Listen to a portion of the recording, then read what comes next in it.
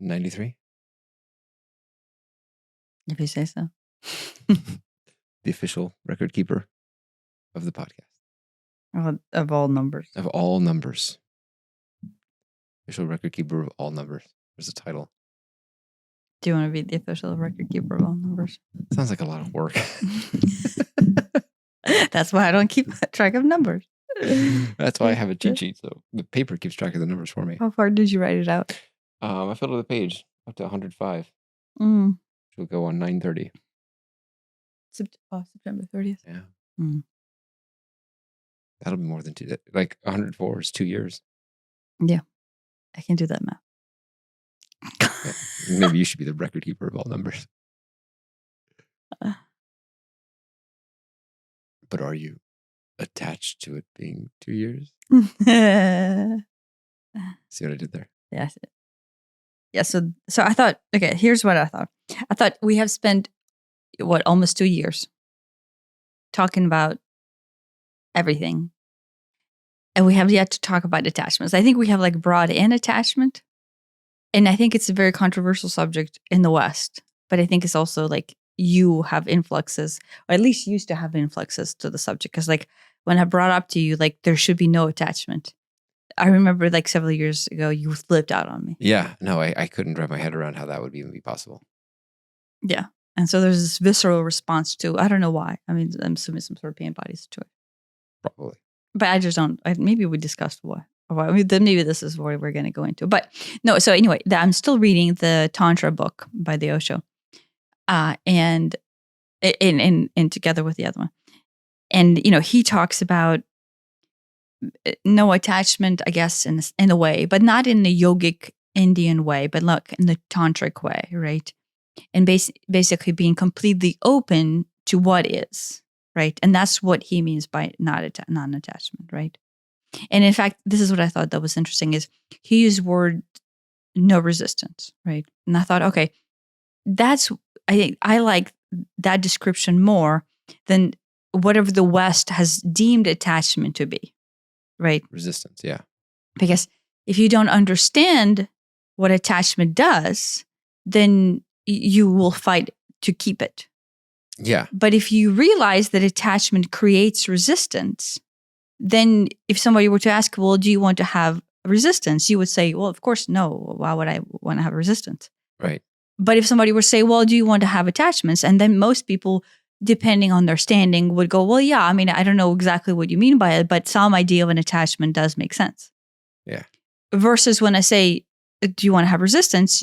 Everybody, I think, would say, well, no, why would I have resistance? Right.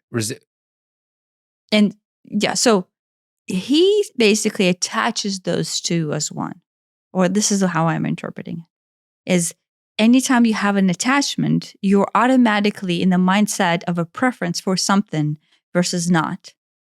And the second you enter into the not, or even into the two, and how hard you grab onto the two, how hard you grab onto the attachment of the two, because you're trying to offset the not, creates resistance.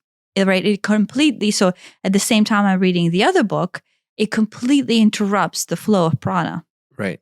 Of just openness into the isness. Right. I think when I originally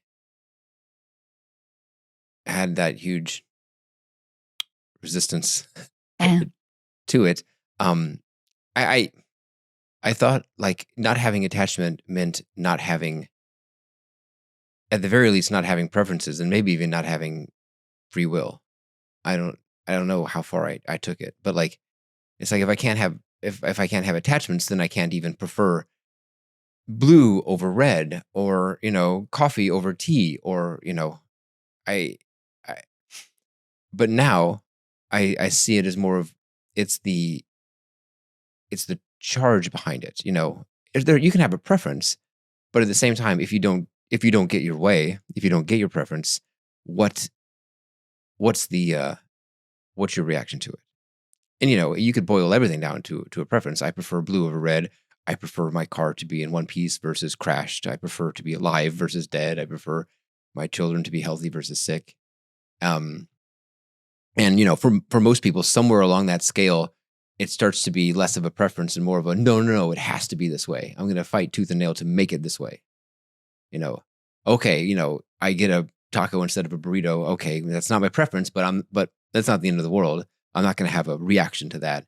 But someone comes in and murders my family. I am going to have a reaction to that because I really preferred it when they were alive. And right, it is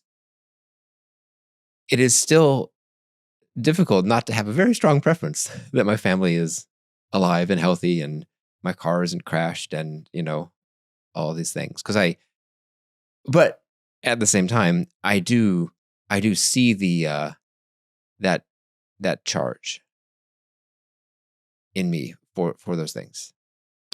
Yeah, like I think here's kind of the nuance behind it, and I think this is like what most of the people miss in it, is that if I'm walking, like I will do, I always use my flowers as the example, but if I'm walking Mhm. and I see a flower and it's yellow, I don't care that it's not pink, right? Like there's the beauty in the isness that is the natural state of being of the flower being yellow.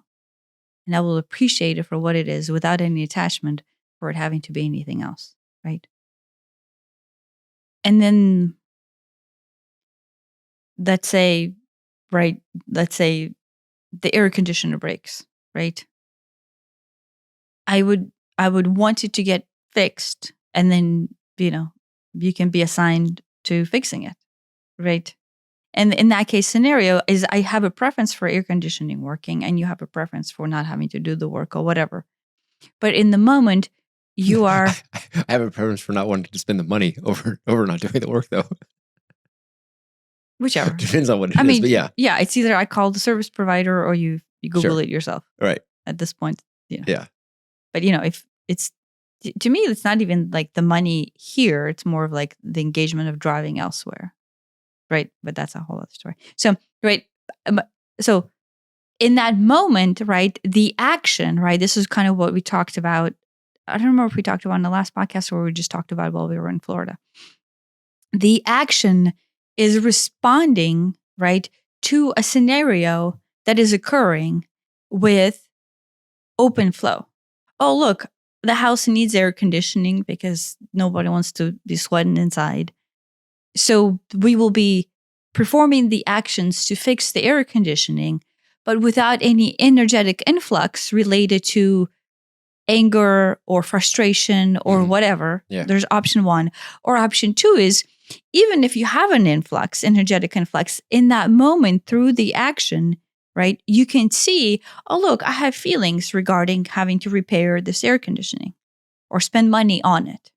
And so you are at the moment observing or absorbed or observant of the scenarios that are happening within you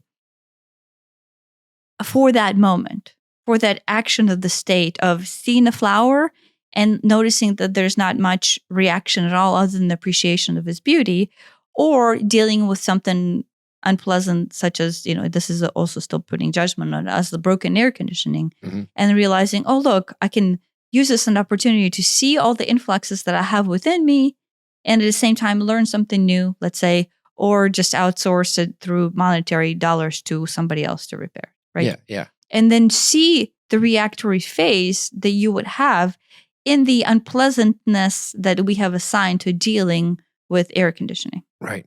As opposed to with attachment is everything has to be perfect, right? Like it could be that. Or the second something happens, the attachment is things cannot go wrong, right? Like yesterday I responded whenever you think, right? Like things cannot go wrong is the attachment to things always being right. Right? Yeah. Right. And so the attachment comes in to this propagation from the past and into the future for things being a certain way. Yeah. Yeah. That to me, that is how I perceive attachment. It is making sure things can remain a certain way. Or become a certain way. Or become a certain way. Just control and exercising of something, as opposed to flowing with the nature of isness and then simply seeing your reactions or actions or then acting to the outcome of what you see. Yeah. I mean, I think I've said it before, but I look at it as, the quote, suffering is when you have a preference for something, but reality doesn't match that. And depending on how strong that preference, or in this case, how strong that attachment to that preference, you'll have a reaction. If you prefer that the air conditioning works and that is really important, and and there's some trigger there and whatever, then that will really matter. Yeah, well, there's resistance. There's resistance. Resistance to wanting it to be a certain way. Right. And so until the point where I don't have attachment to that, right? Or I don't have a trigger in regards to that, whether for money or work or whatever, then everything else is just an observation of how my mind or my trauma self or my scared self is reacting to the scenario that I place judgment on of being bad. Yeah. And nobody wants their air conditioning to break, right? That is not the desired outcome from anybody other than people who own air conditioning repair companies. But it is really all about the reaction to it and what it triggers in you and what it means to you. Yeah, when something goes not to your desired attached outcome, right? Because chances are we will never be in the position, at least I know I'll probably never be in the position where there is not an attachment to a preference of working air conditioning and me not having to fork out money, right? Right. Like, I'm hoping I will get to the point where I just flow with it. Yeah. But in the meantime, I can realize, oh, look, I have this human tendency to really want not to fork out money for broken air conditioning or disasterize what this might lead to, right? And the best I can do is not to create resistance to the fact that I'm placing judgments on the preference, still have attachment to it, and then allowing the action to be an observation of my resistance. I think the key thing there is to, one, be aware that you're having a reaction. To whether the reaction is no reaction or the reaction is, flipping out over whatever it happens to be. A, have that awareness, and B, explore that reaction. Why are you having that reaction? Is it, does it its way down to unsafety? Probably, usually. I think probably, if not all the time, the vast majority of the time, it's because whatever circumstance is happening that you don't like makes you feel unsafe. Whether that's unsafe because you're losing money, whether that's unsafe because you're losing a relationship or someone's dying, or you stubbed your toe, it doesn't matter. They're all unsafe in the big bucket of unsafe that most of that trauma lies in to begin with. Yeah. Well, I mean, with air conditioning, to me, it's very obvious. Like, oh, look, air conditioning, unsafety. I can see that. Yeah. Whether it's mine or somebody else's, and then therefore I have to deal with it. Sure. It's just unsafety. But with most things, they're that way without obviousness of the unsafety. No, it is. It gets to unsafety in a really sneaky way. I mean, sure, with you could, if it's your air conditioning, it's well, I'm going to get hot and I'm going to get uncomfortable, and that's borderline. It's uncomfortable, so that's it, at worst the next door neighbor to unsafe. But maybe we'll overheat, maybe we'll. There are power outages during heat waves where people literally die in apartments because they don't have it. Yeah, that's not my trigger of unsafety. Right, I know. But it could go into bodily harm, unsafety, or it could be, oh no, now I have to spend X dollars to fix it, and when will it get fixed? And when they fix it, are they going to fix it for real? Can I really trust the people to fix it?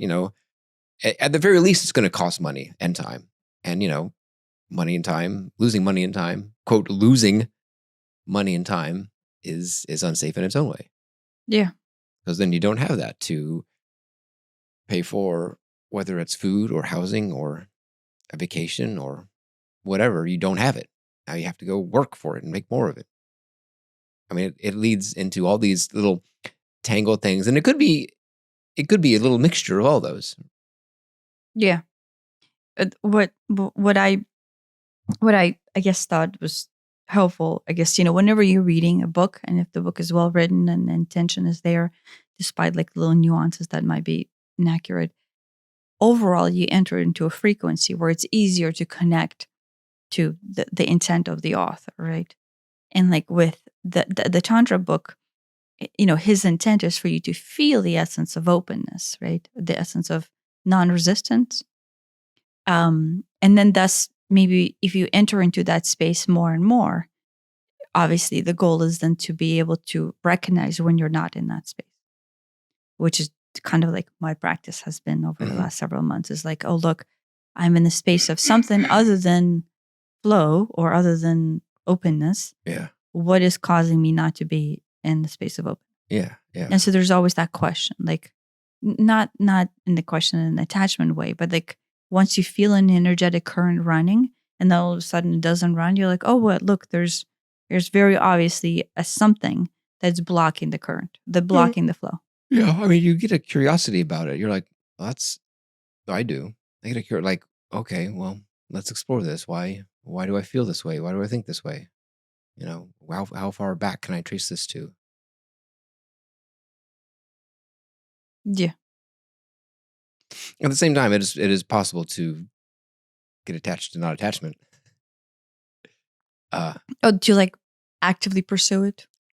Yeah, I mean, it's not that there's anything wrong with actively pursuing it, but I think, and that's not. No, his point is any active pursuit of something is basically still resistance because you have a preference for something being a certain way, right? As long as you're pursuing something, then you have. Well, how do you do things in the world? How do you buy a house without pursuing it? There's a lot of actions of different sizes you would have to take to do something of that magnitude, between getting your finances in order, and then banks, and then real estate people, and looking for houses, and it seems like a very active. Yeah, but I think that's thing. what we talked about back in in Florida when we were on the trip, is that there's action that stems out of the moment, that this moment calls for, right? If the goal, I guess, is to have a house over your head, right? How attached are you, I guess, to that, right? So it's not that there isn't action, it's where the action is coming from. I think so. Yeah. Remember the thing that you Googled? It was like, action stems out of like the flow, and activity is the busy mind. Yeah. Do you remember? Yeah. Like activity is That's like you're right now, and you're like, propagating future thoughts into making sure that that's taken care of. You know That's what? taken I'm gonna actually look it up. And read the quote. I have been, you and I have bought houses, and I have been in that space where I'm stressed out about the outcome, right? Because I'm so attached to something being a certain way. And in this case, let's say it's positive, such as buying a house, right? But I'm so attached to where, like, well, there you go. This is an example of us buying a house. Remember when we were trying to refinance, right? Oh. And we were pushing through with so much attachment to it, right? That, remember, we were just sitting there, obviously not flowing, right? In complete resistance. And our mind was just rolling through all the possible ways that we can make that happen. So in that case, the attachment to making it happen, we were so eager and so worked up over it. And like our mind was literally like plotting and going scheming forward and scheming.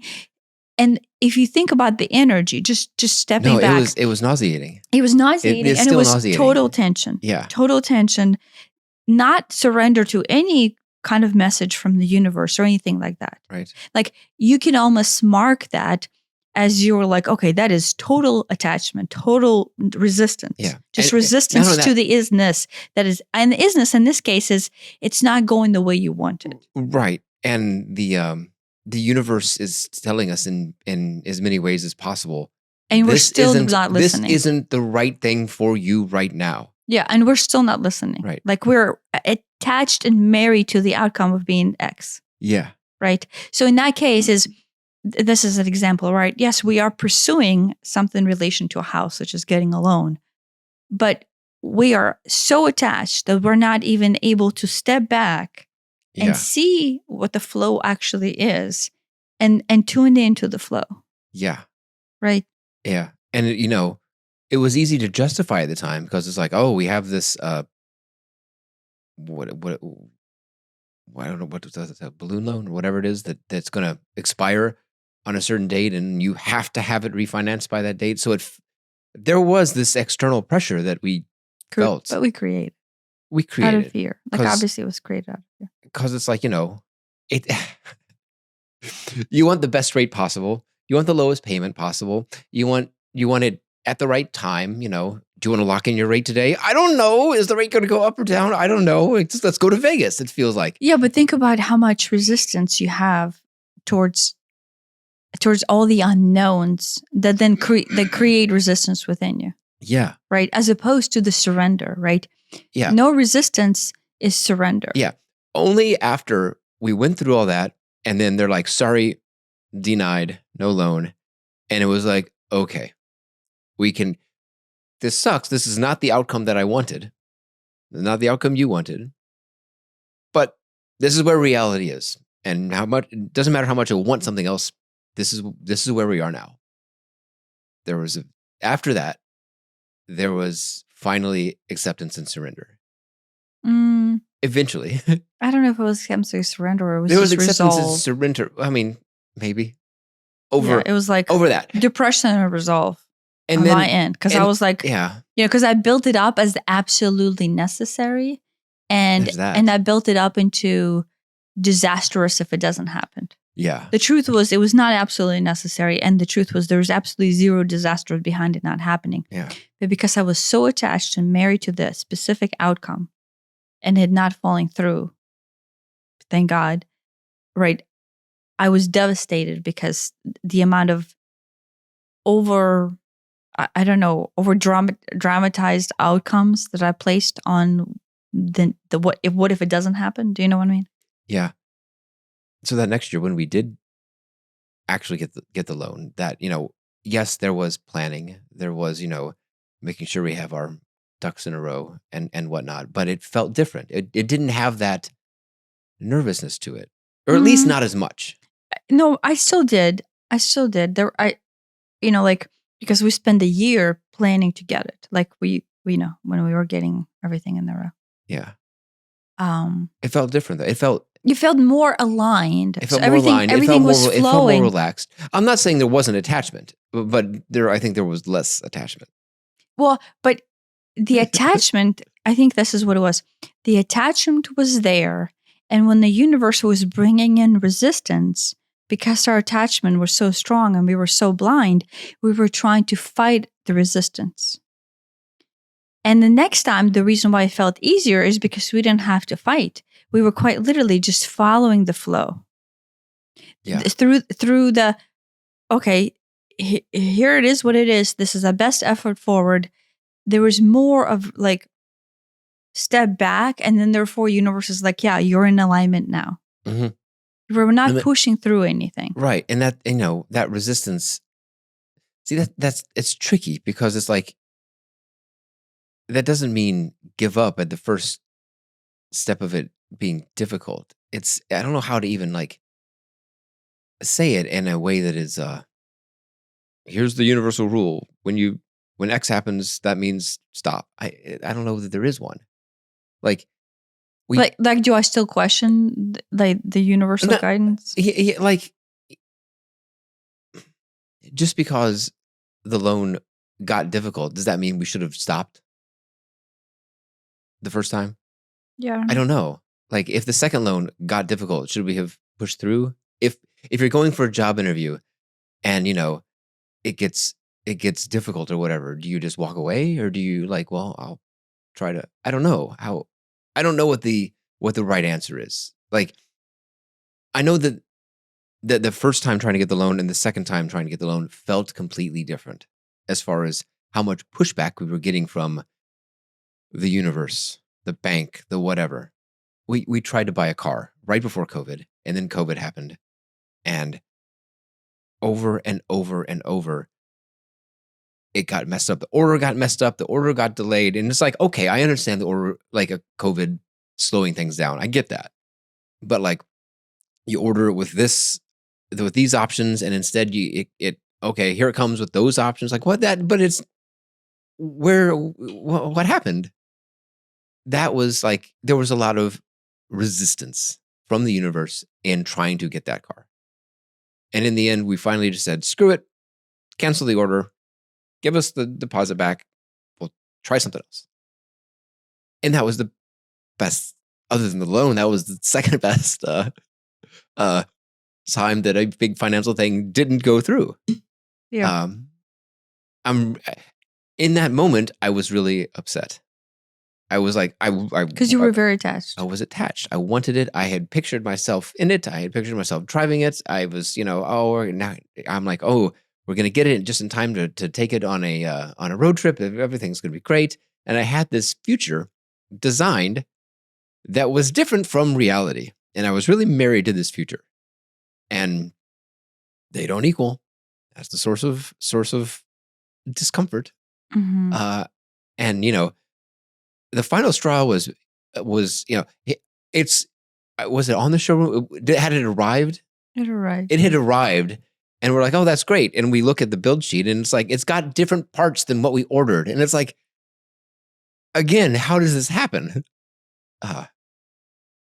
Yeah, but I'm glad it did. In the moment, I was upset. I was really married to it. In the moment, I was upset we didn't get the loan. I was really married to that. But in hindsight, that was a great thing that happened, or didn't happen, I guess. Yeah, I guess, with me, having the older car presented unsafety, right? The fact that it was old and it was starting to fall apart a bit. There was a lot of clicking and a lot of all kinds of stuff. It still makes some clicking. I know it's still falling apart, but because we drive it less, I think it doesn't fall apart as quickly. Because when it's your primary car, I think it just, we put more miles on it. Yeah. And two, this is interesting.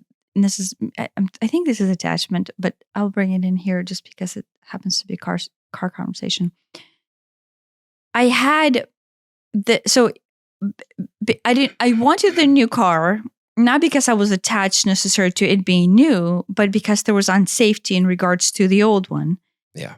Right. So there's that. There's like resistance to like, oh, wait, I don't feel safe in the old one. Like there's clicking. Yeah. There's things happening and it's falling apart. And then there was the other part where after the first one fell through, it was still COVID. We were basically like, I don't know what car is right for us. And we were on like undecisive about what car to even look at for 3 years. 3 years? Like literally the car thing was always on my mind, which was attachment. Uh-huh. But because I felt helpless about like, this is so overwhelming. Yeah. I don't even know what the right thing to do. And that created its own resistance. Right. The resistance was, I am unable to move forward and make a decision out of fear because I don't know what the right decision is. Right. And that's like, it feels like that's a decision that like logic and spreadsheets can help with. And we did plenty of, pros and cons of, well, what about this guy? There is no perfect car. I want a car that is, really nice and really cheap and runs on water and gets infinite miles to the drop of water and it will hold the whole family, but also has room for bicycles on, whatever. So this car doesn't exist. And I was like, what do you want to give up out of that? Do you want electricity? Do you want gas? Do you want electric? And it's like, I don't know. I've always had a gas car. That seems to work. On the other hand, it feels like, 2020 and on, maybe a gas car isn't the best choice anymore. Maybe I see a future not too far away where gas is not the right choice. And this isn't even a ecological thing, although there is that too. Just, I see a future where gas is probably going to get more expensive and more rare. And so electric, but at the same time, can you drive across the country on electricity? I don't know. So it was a big question mark. With me, all the question marks of all the makes and models that we were looking at created so much overwhelm in the system. Right, it was. because everything felt unsafe. Making this decision ended up being a thing within itself that made me feel unsafe, right? And because of the first scenario being traumatizing for like a year and a half, not getting the first car that we ordered, right? And me realizing I was going against the universe, I really wanted to come naturally. Like, do you know what I mean? And so there's this might be why this is coming in, is there's an attachment so like I want to surrender, but I don't know how much surrender means I'm not attached. Do you know what I mean? Like surrendering for the purpose of not being surrendering is still not surrendering, but that is how I was treating surrendering. Yeah. Do you see what I mean? There's like reluctant surrendering. Yeah, like resolve maybe. Yeah, Resolve. like, okay, fine. It's like, well, I'm in jail. There's nothing I can do about it. All right. But that's not surrender. That's not surrender. That's not surrender. That's like maybe physical surrender, but that's not emotional or spiritual surrender. Yeah, because emotionally, I was still very much tight about the fact that I was even upset about the fact that I was not able to make a decision at all. Even a decision of we're not buying. I was even bothered, like when I said, oh my gosh, this is too much. This is overwhelming. There's too many car options. I can't even work with this. The sales process is shit. Every time we would go to the dealership and go to their dealer room, it was just shit. And people were shit and it was overwhelming. Yeah. And I would go through the questions and they would be like, people don't like to answer questions that the answer is no to. Or do you know what I mean? Like when we say like, oh, is this car available in electric version? They'll be like, oh, I think I saw like once ever in my lifetime. I don't think electric thing is even, catching on. Like that's what the Acura dude said. And I'm like, are you fucking serious? Dude, it was just so strange. Do you know what I mean? Yeah. It was such an unpleasant experience. Yeah. So anytime I would actually brave up and enter into the unpleasant experience, which was resistance, right? Like I'm already resistant to even go to a dealership. And then I would brave up and I would go to a dealership. It would prove itself to be shit, but probably by design because I am already like resistant and tense. Yeah. Right. I mean, it didn't help that we're right on that weird cusp where, like, in 5 years, there will probably be a whole bunch of really, really, really nice electric cars from every manufacturer. Yeah. But when we were looking, there just wasn't. Yeah. It was like there's some. I mean, I think we were pretty sold on electric. It's like we probably wanted electric. No, but at some point we started looking at non-electrics and or like even, I don't even know if we looked at hybrids, but yeah. Well, I don't know if the hybrids come. Way off topic. The plug-in hybrid is a nice compromise because you can just drive short distances without ever using gas. Well, no, we don't need to talk about electricity. What I'm talking about is even going into a dealership and having resistance to the fact that this is going to be a negative experience. I'm already in the negative. I'm attached to something, but I don't know what that something is. And I feel overwhelmed about all the options and everything is shit. There's this general resistance within me to where the outcome is just unpleasant. Yeah. Like I'm creating the outcome of attachment and there's resistance. And I'm noticing the resistance and I'm already upset about the resistance. I know that I'm upset about going into dealerships and going, oh, please have it go nice. Please have it go nice. Right. When you talked about how unsafe it feels to have a unreliable car, it's like my whole life has been unreliable cars for the most part. Like ours too. My first RX-7, it would flood, so I had to put in a switch to turn off the fuel pump, and so that's how I would pull in the garage, flip off the fuel pump, it would die, and then that's great, and then I'd have to start it and flip on the fuel. I had a whole procedure. And then the second RX-7, like it would always like toss a belt. So I literally just carried tools in the car to fix it. And I had to fix it like once a week or something. The red car now, can't drive in the snow. The tires have never been, even brand new tires. Just I don't know. Yeah, but so there's a resonance that you carry with that idea, right? That I drive unsafe cars. I mean, I think so. And so once we finally actually got the new car, I'm like, that's gone with the new car. Well, no, MDX was that way. MDX. I felt that way about MDX until recently, until it started clicking. I guess I didn't drive the MDX full time. I drove the red car full time beforehand. Oh, beforehand, like you mean like 2014? Yeah, up until 2015. But 2015, after 2015, you only drove MDX for the most part. Yeah. And it has been a very reliable. It has been a very car. reliable car. It just does weird things, and then the only battery, recently. Yeah, in the last couple of years, the battery drains and the clicking and the what else? The lock, tires, the lock that got drilled out or something. Yeah. But all of that brings back the old way of being, where you're constantly unable to rely and feel safe about the car. Yeah, and I didn't even realize that I had that until we were just talking right now. I'm like, oh my gosh, I've always had unreliable cars. There's always been something, and it's you can go, oh, that's quaint that it'll toss a belt and you got to go in there and tighten the belt up. Okay, that's just how it is because it's a finicky old whatever. But that's not normal, right? Nobody wants that in a car.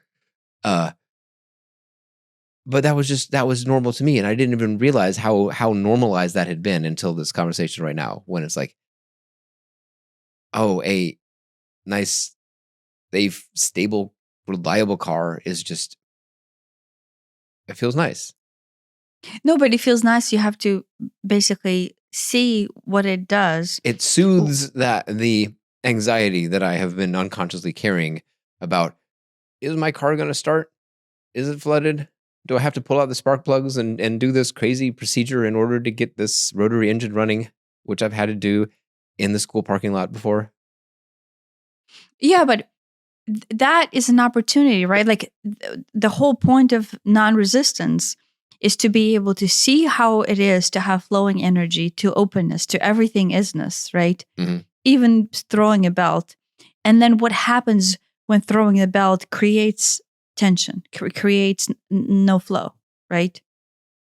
The point of life is to experience life as is and experience the moment of tension and see it for what it is and experience it for what it is, as opposed to blindly be acting out or protecting yourself from acting a certain way or not being in a certain position, right?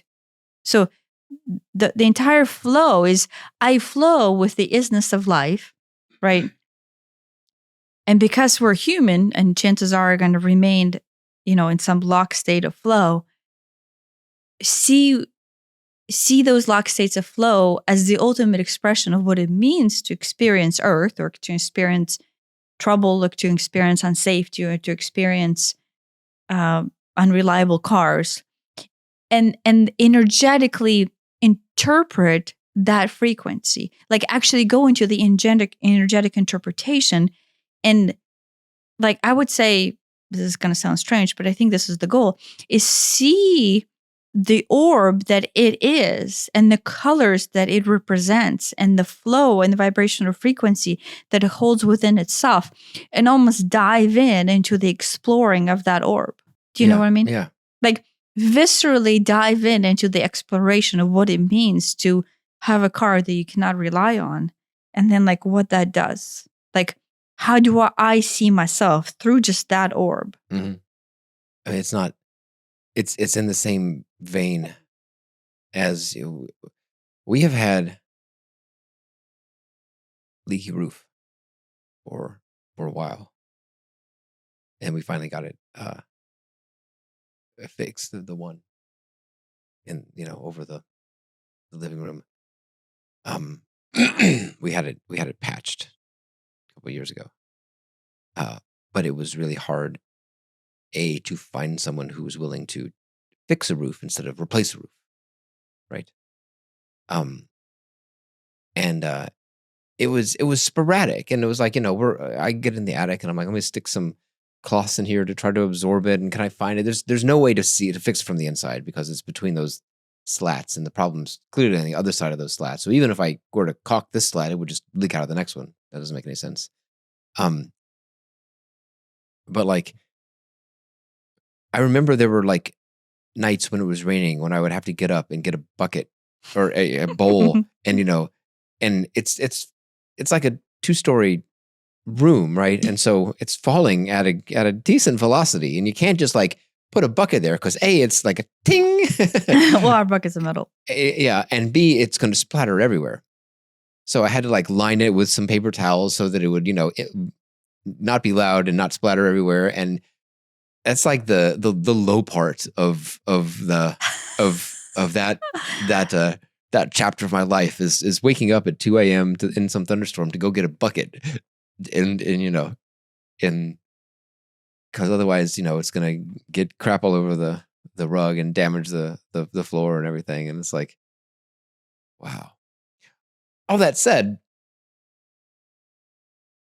it hits me in a different way than it hits you, because you've always seemed incredibly bothered by leaky roofs, and nobody wants a leaky roof. Yeah, well, I grew up with that. I grew up with leaky roofs, and so my trauma-based response to a leaky roof comes straight out of the childhood where trauma was built for unsafety. Mm-hmm. And you did not grow up poor with leaky roofs, right? So to you, a leaky roof is just a scenario that is happening right now that is in no way threatening your existence in life. Yeah.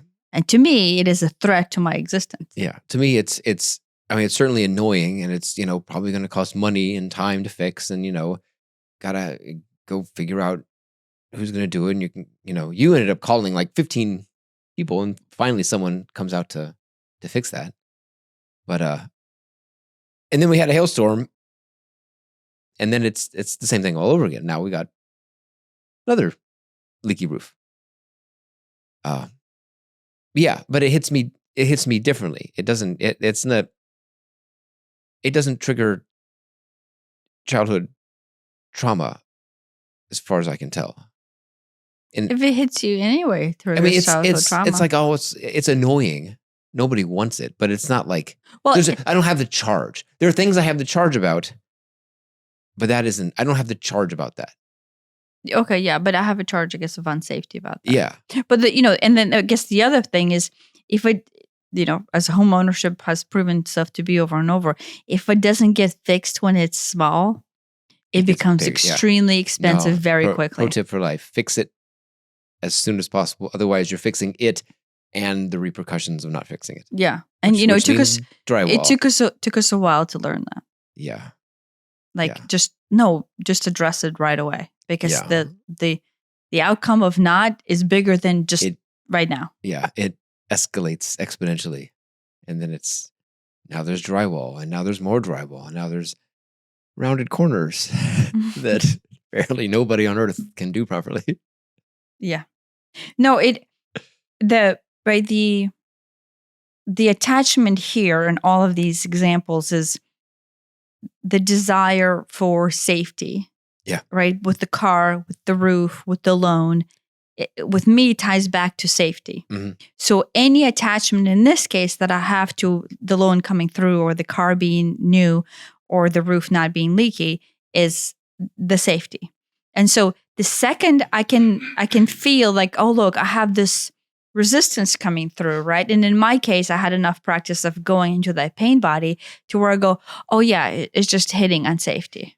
And I'm disasterizing this case out, to the nth degree, because somehow the amount of threat that I feel for this is childhood level of disastrous, childhood level of incomprehensibly bad, right? We watched another episode of Regina yesterday on Gaia, right? And she talked about like, one of the tricks that I use is like, if I'm stressed out about something, go into the worst case scenario for that, right? And like build it out, like actually logically process it out. Like, oh, look, if this happens, what's the worst case? Okay, well, I'll lose my money, I'll lose my house. And then her example was, okay, so now you have nowhere to go. But then, worst case scenario, I can go into an ashram and I can live in ashram for 3 months and get my shit together, right? Like she disasterizes out in order to diffuse it. Mm. And I'm like, I would almost disagree with that. Yeah, I didn't so much like that. Yeah, and I thought what you're doing there is you're letting the the disasterizing it and taking it to the nth degree, you letting yourself be lost in propagation of what you're afraid of into the future in order to make it as big as it feels. But the truth is, the propagation of that energy is coming out of the past programming that you're holding on to, right? Yeah. And so it could be that this is just not something that I have practiced and to see how it's useful for her personality to go forward into it. So basically, the truth is you're in it, right? And it's huge. It feels huge because it's coming from trapped energy. Yeah. And in her case, she propagates into the future to basically disperse that energy into the future position, right? And I guess what I have always been teaching or doing myself is taking that energy and recognizing it where it's coming from subconsciously to understand where it got inseminated to begin with. Yeah. I would come up with the worst case scenario, and then I would logically mitigate it. What can I do? Come up with anything I can conceivably do to help that eventuality not come to pass. But which I guess she said accepted. Her thing was basically assume this bad thing has happened, and then maybe in a David Hawkins style, feel it and let that go. And I get it. I understand how that might work. But well, I guess if nothing else, it's maybe understanding what you're actually afraid of.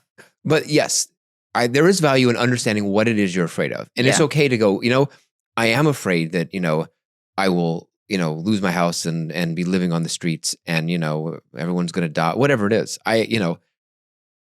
Good, not good that might happen, but good that you recognize that you are afraid of it. Because you're recognizing resistance. When I'm logicking it out, obviously I am afraid of this happening, but I didn't admit to myself, I'm afraid of this happening. I went, I don't want this to happen. Maybe I can talk to somebody. Maybe I can do this. Maybe I can move money. Maybe I can control. Maybe, I've got perception of control in order to mitigate. 401k, could I take money out of there? What are out of the universe of possibilities, what can I do to mitigate this from happening? That's where I would go. It's completely control. It's 100%. How can I exert my control on the universe in order to prevent X from happening? Yeah. And I'm not saying that there isn't some value in trying to figure out solutions to your problems. There clearly is, because if we didn't figure them out, the problems would probably, if there's a leak in your roof, you probably do have to go, how can I fix the leak in my roof? Maybe I need to call somebody. Maybe my uncle's a roofer. Maybe whatever. There's something that probably needs to be done and some thought that might get you there. But I took it to the extreme. Well, you were in resistance. And I was resisting whatever it is happening and just scrambling. And I would just lay awake at night, just, mind running at 100 miles an hour. What can I do? What can I do? What can I do? So the way that I could actually soothe that was to either get up or it was to write it down, because I would just come up with the same thing over and over and over. I was just looping. I was just stuck in a loop. But if I would write it down, I'm like, okay, there it is. It's on a piece of paper. I don't have to come up with that again. But you never actually admitted to how you felt. But that's where I'm going. I never admitted to how I felt, and so I never released it. This was all just a big Band-Aid over the thing. I never admitted, I am afraid of losing the house. I am afraid of losing my marriage. I am afraid of whatever it is. All these things. And there's a lot that I'm actually afraid of that I would not admit to myself. Now, yes, I can admit, look at this. Here's something that bothers me. I am afraid of X happening or X not happening, whatever it is. Why is that? Well, maybe there will be some, what is the worst case scenario? And really, is that so bad? I do that. I don't like doing that, but I do it. And it's never as bad, right? Yeah, but do you find it beneficial? That is kind of it is so bad. I think it's I mean, I think now you can almost go, is this actually what it is? Or is this a projection of something that is trapped from the back? And that's where I go too. I try to go, why does this trigger me so much? Why does this? And it's, again, I go, well, anybody would be afraid of losing their house. Duh. But that's this very high level surface thing that doesn't add any value, right? While true, it is unhelpful that, yes, everybody would be afraid to lose their house. But it does end up dotting to, well, because I'm going to die alone on the street, or whatever it happens to be for a particular thing. It does come down to that, which then goes often, if I can, into some sort of childhood something. Yeah. And safety. It is in the end unsafety. But in doing that, I get peace. I get peace in that I can, and again, this is probably control too, but now I understand the arc of it. I understand the arc of this, I'm afraid of this happening because it makes child Elliot feel unsafe. And when I understand that arc and I can feel it, I want to say comprehend, but really it's feel. I want to, when I feel it, it largely neutralizes it. I still don't want it to happen. True. I may still be afraid of it to some degree, but it isn't this, eating away at my soul type of thing that it used to be. Yeah, but I think there's the shift that you could take place in to the idea of when you feel why childhood Elliot feels unsafe, right? Or where this is coming from, you can step in and recognize that this is my experience in this life.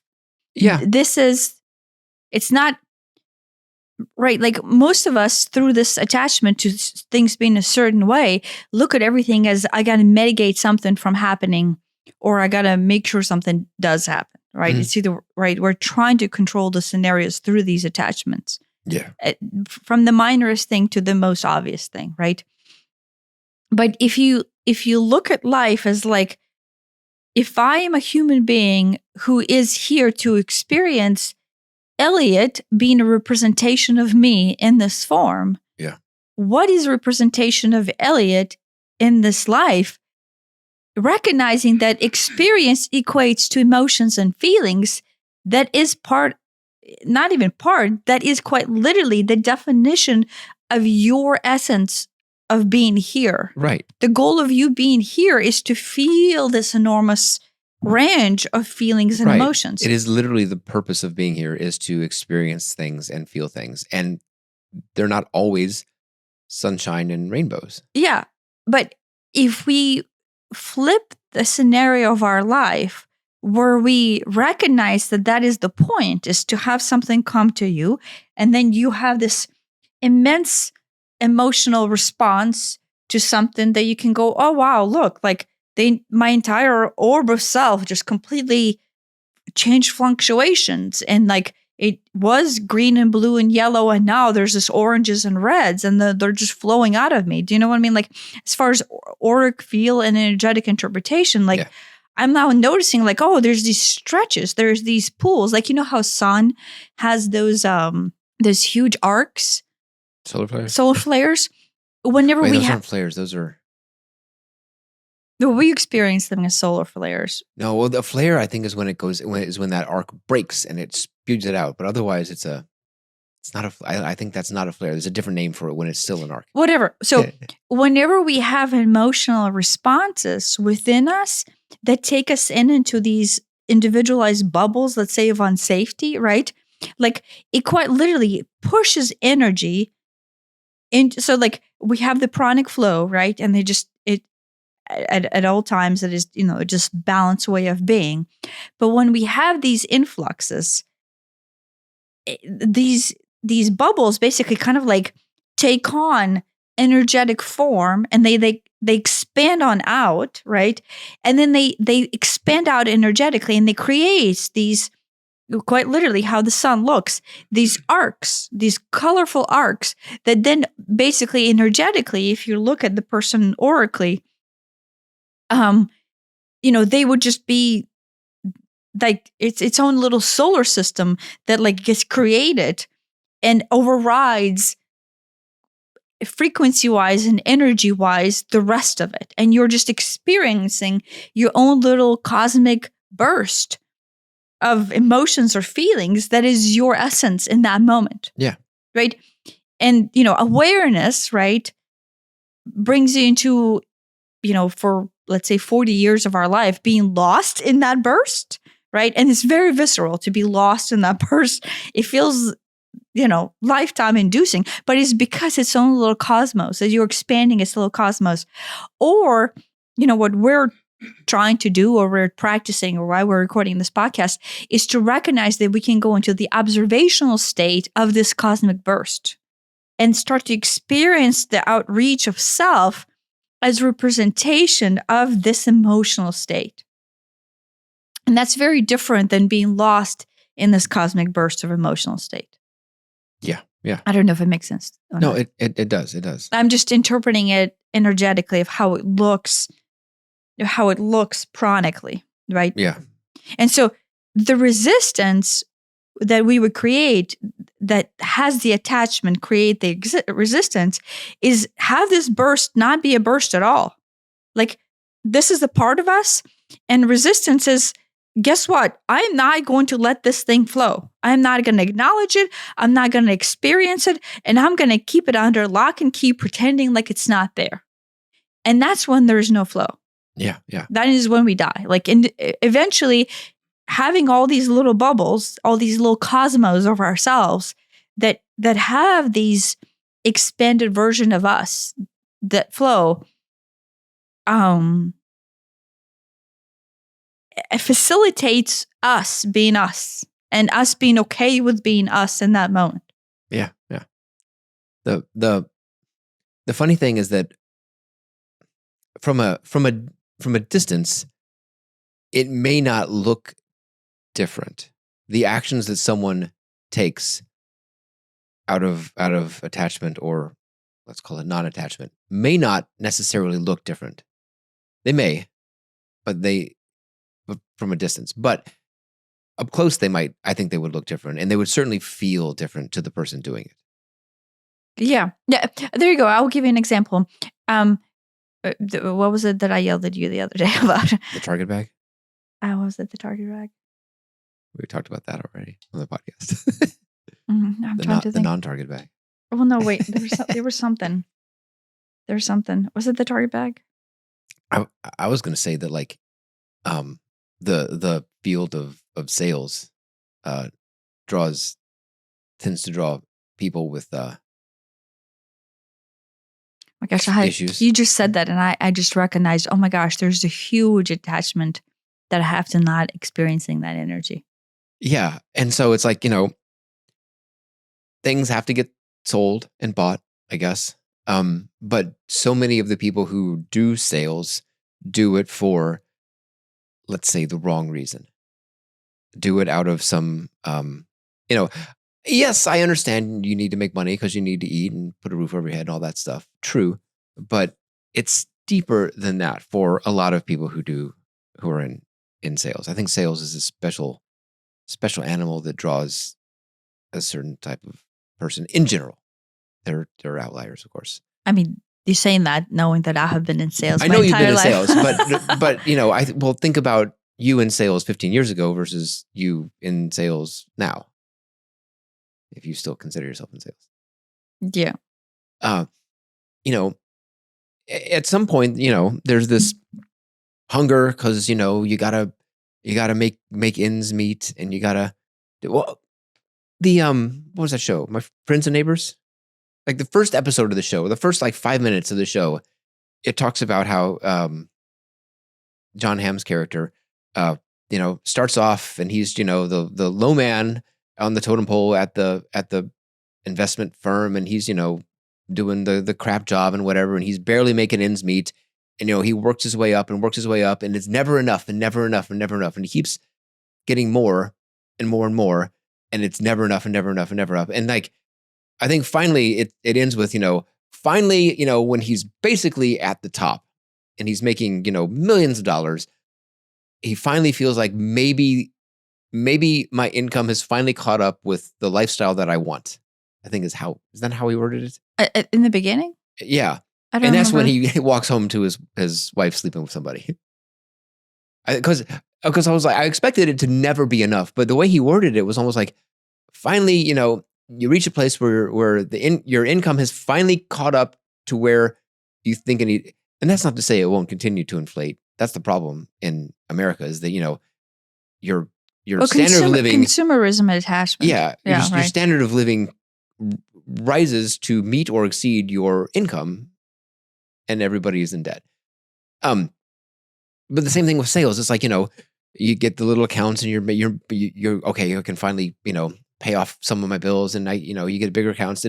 But it's never enough. And the what you thought was hunger to survive ends up inflating into just hunger for more to some degree for some people. There's a lot of issues in the sales field. No, the primary reason. Where I was going to go is it can be approached from a better way. When I haven't sold much, but whenever I sold something, I was desperate for that sale. I needed it. I would, do whatever I needed to do to make, promise whatever I needed to promise to make this sale happen. And it felt super icky, but at the same time, I'm like, yeah, but I can justify it because the money. And it's nauseating now. But yeah, your approach to sales was different than my approach to sales. Yeah. You were just frantic and like, yeah. Like, I don't know. It was Yeah. next level. Yeah. No, I didn't like it.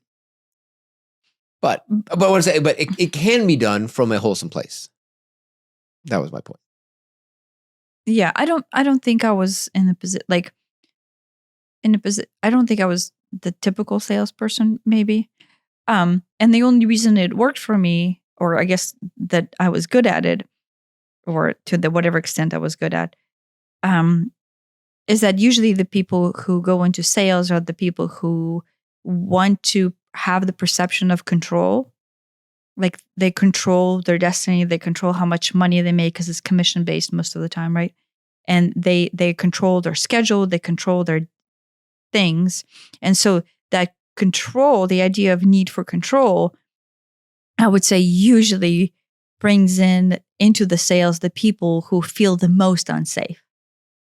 That's interesting because I like all those aspects of control. When I was a salaried person, my performance was in almost no way related to my paycheck. I could work super hard. I could work almost none. I get paid the same every other week, regardless. And so I very quickly realized I'm going to make my salary. Maybe I'll make 2% more next year. That's it.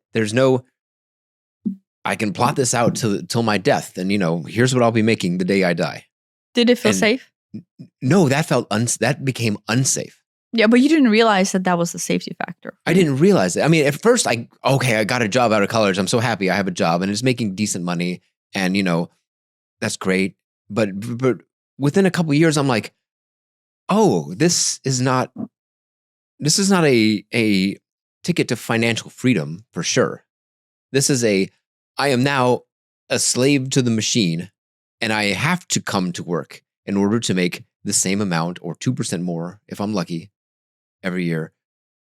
Well, it just took you a while to recognize that. It didn't take me that long to recognize it, but I stuck with it for a long time because I didn't, as opposed to now that we have our own companies, there is a more direct, if I do more, if I sell more, if I, you control your schedule, you control your income to a larger degree. Yeah.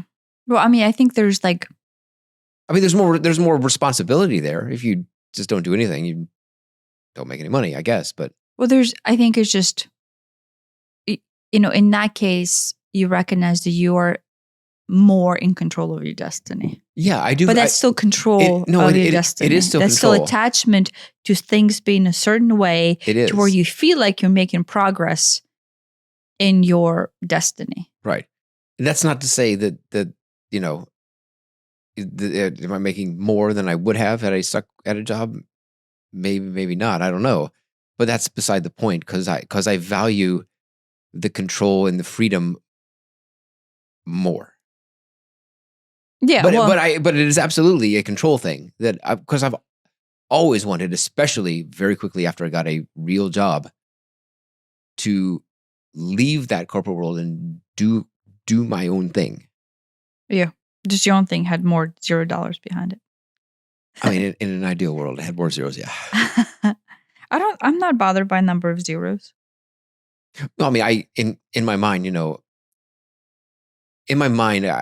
to begin with, it was, building some company that got big.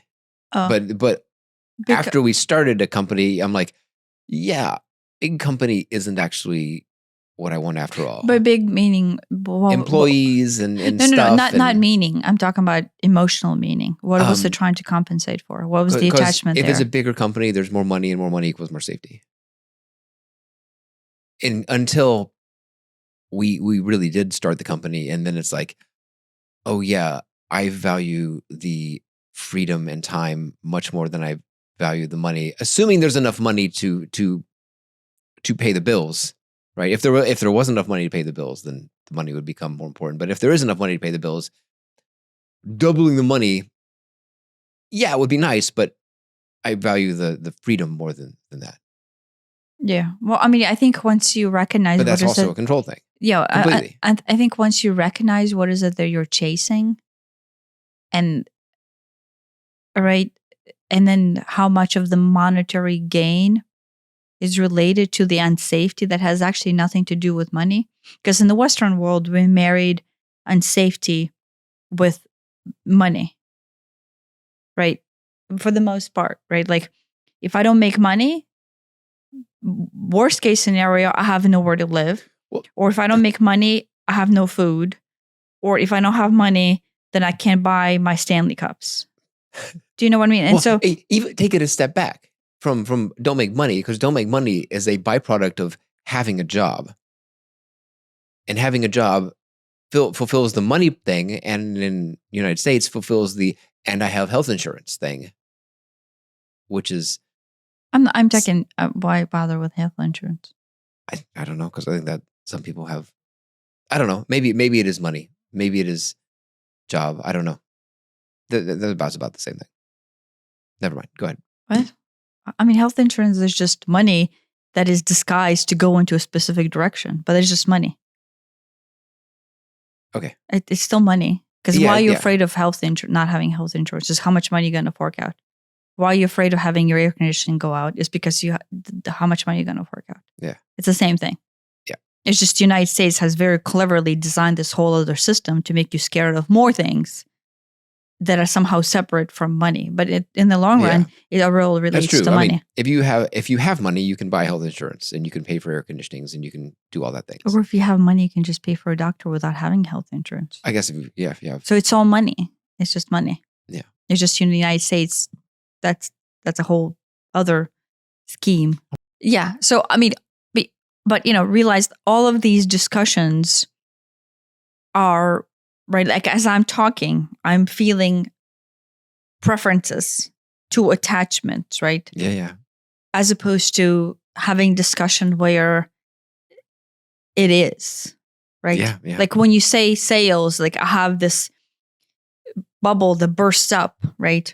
And in my case, I can step back and go, oh my gosh, look, just like with you with the car, like, oh my gosh, look at this little cosmic world inside of me that exists in everything that is sales, everything that is making money, or everything that it means or meant, or dealing with those people, right? Like even the fact that I classify those people, right?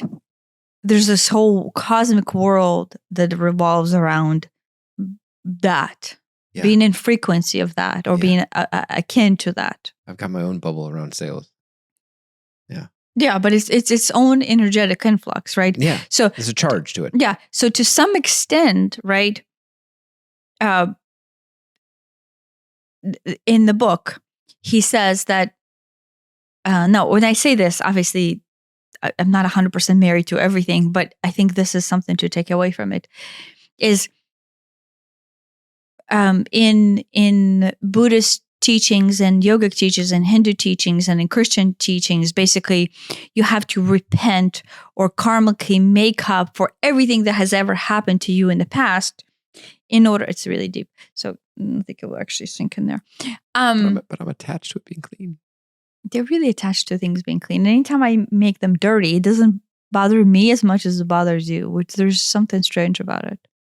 Because I think it's because it's like, this is preventable. And But once it's dirty, it's not a big deal. But if it can't, yeah, I'd say, I know. You're right. No, but getting a stain for me is not as catastrophic as you getting stained.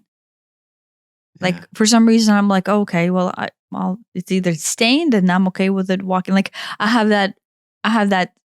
One of my favorite sweaters that's completely deteriorated right now has a deck stain on it, and I'll wear it and I'm okay with it. Yeah. But you're bothered by it. On the flip side, you're more bothered by cat pee than I am. I'm really bothered by cat pee. Yeah, and I'm like, oh, it's a little annoying, but it's. Well, no, it permeates the whole house. I am aware it does. Like a deck stain on my sweater is contained in the sweater. But once the pee is the same thing as a leaking roof. If we don't address it and don't clean the spot up, it will multiply. And then it's uncontrollable and multipliable.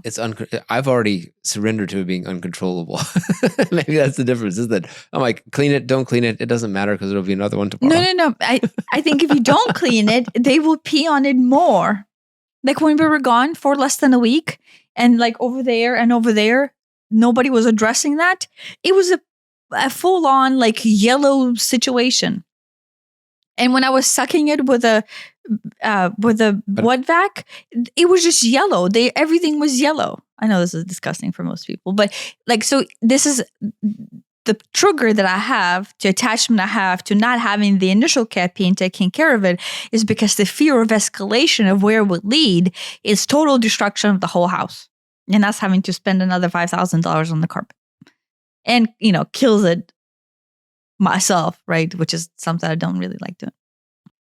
What Osho says basically in the book is that like in Christian beliefs and the Hindu beliefs and like possibly Buddhist, I don't remember actually if he said Buddhist or just some religious beliefs, is that in order to reach enlightenment, right, or in order to reach salvation or whatever the heck you want to do, is basically redemption. You have what? Redemption. Probably. You have to pay penance, or you have to like make up for every single sin that you ever committed. You have to basically look over all the karmic cycles and redo them and relive them, and there's all these cyclical natures of things, right? Yeah, not just yours, but like historically too. Well, like like past lives, Hindu, I guess too. Yeah, like right, past lives or incarnations, original sin. Yeah, original sin or whatever, right? Like, but original sin goes to ancestral sin. I mean, the Catholics, I think Catholics specialize in making the most fucked up version of this, right?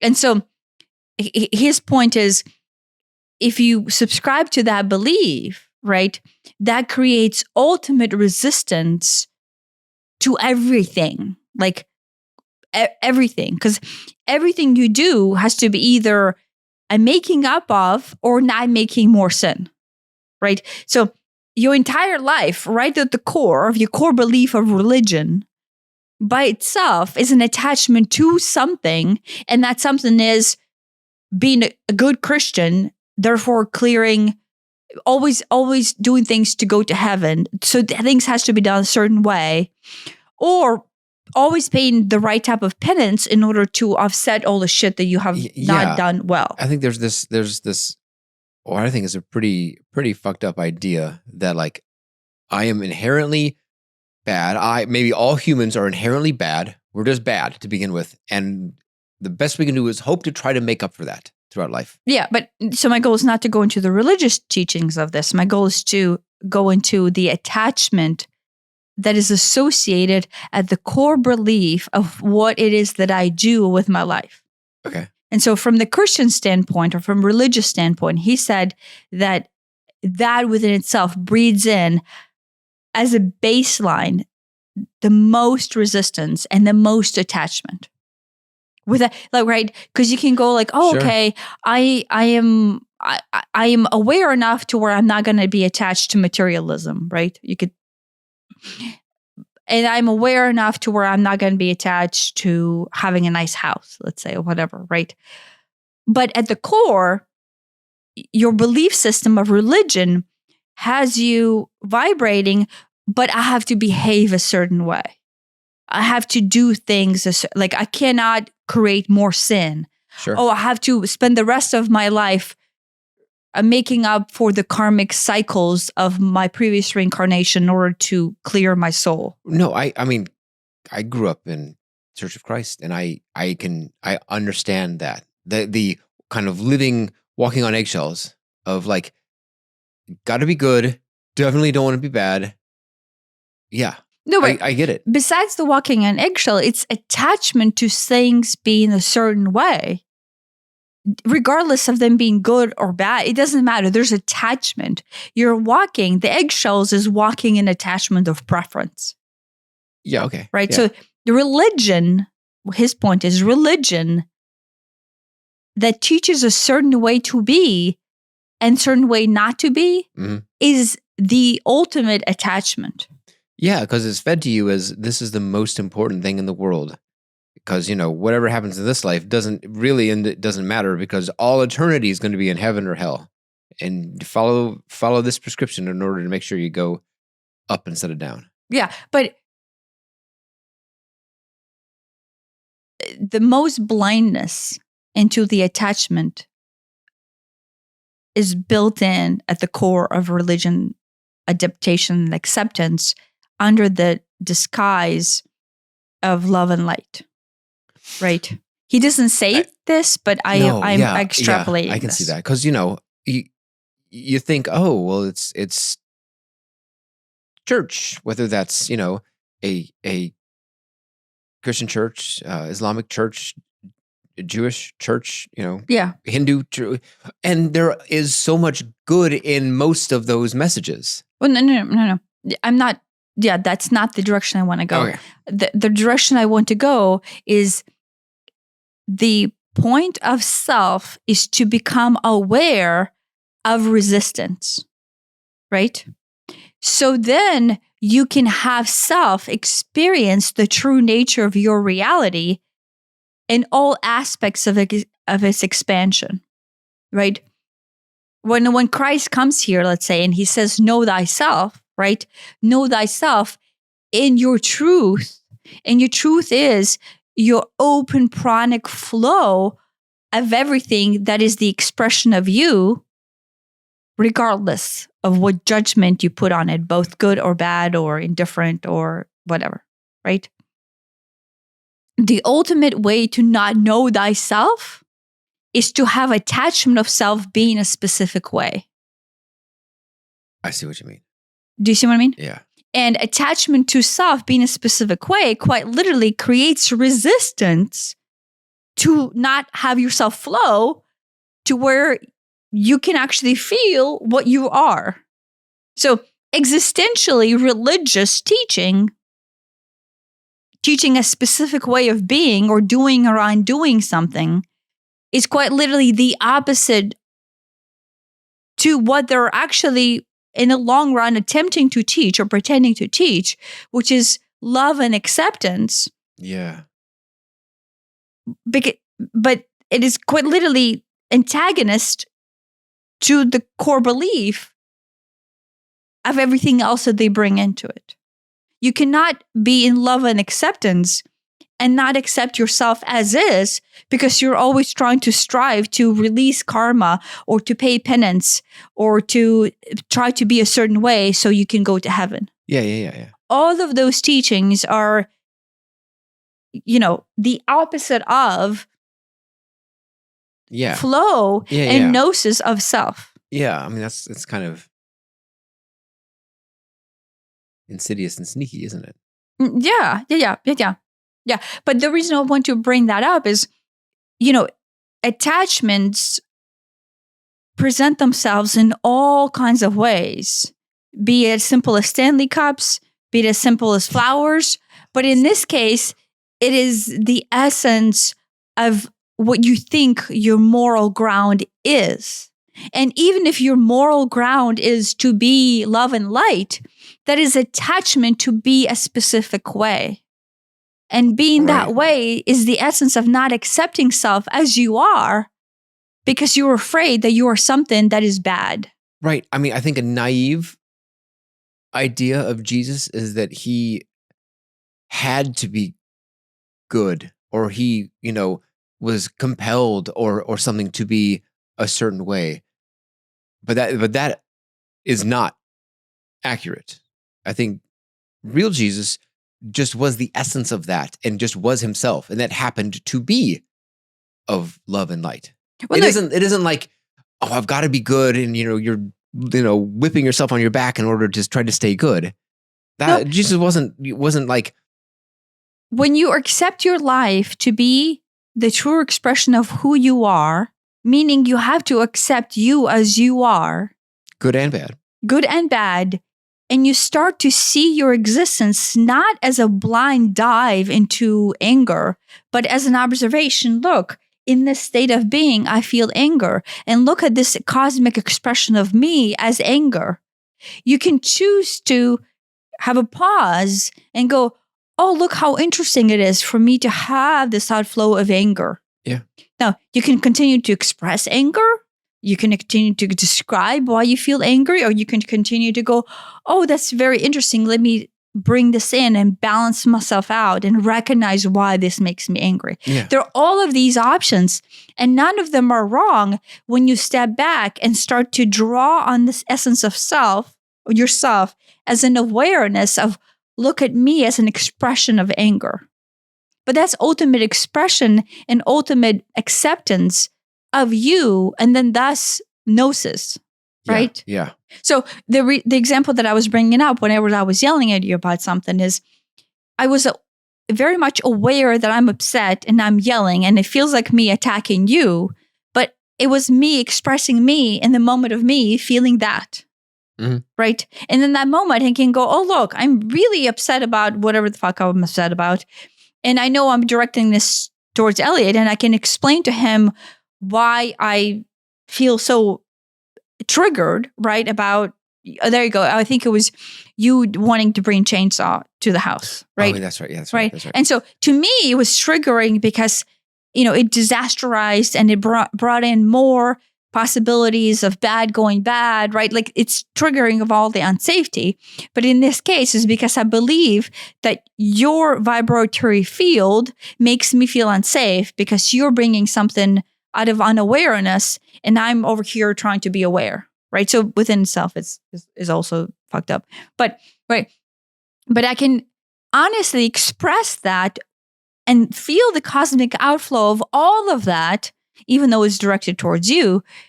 And you can take it for what it is, right? In the moment, you took exactly how you needed to take it, whether or not you could not see through the whole thing and you took it as an attack, or you just kind of absorbed me doing it and then you were not triggered by it, or whatever it was. I can see my reactory state being what it is for me at that moment, without judgment of, oh, I failed or I did not fail. I was just expressing what I felt.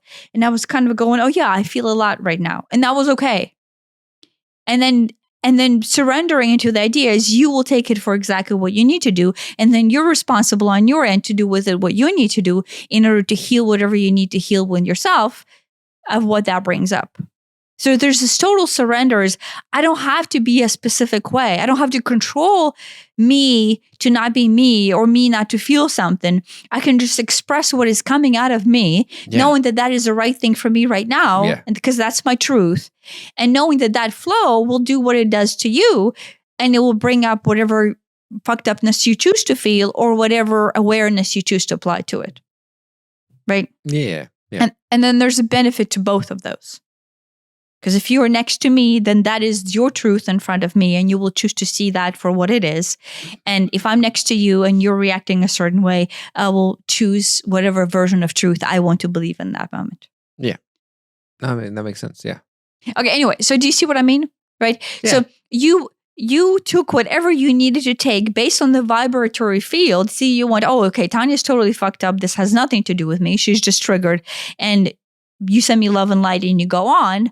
Or you actually went in and lost yourself in some version of narrative of that. And then basically had an opportunity for awareness to go, okay, well, Tanya's doing her thing, but look everything that is triggered inside of me. Yeah. Do you see what I mean? Yeah. That is cosmos interacting with cosmos. That is two beings coming together, accepting each other in their truth and seeing their own version of reality through their trauma based on what I'm telling you and how you perceive it, and based on what you're experiencing with your chainsaw situation and then how I perceive it. Yeah. Do you see what I mean? Yeah. Your chainsaw thing triggers me, and then I have an outflow that then triggers you. And then both of those things allow for expansion of cosmos that is exploration of that world.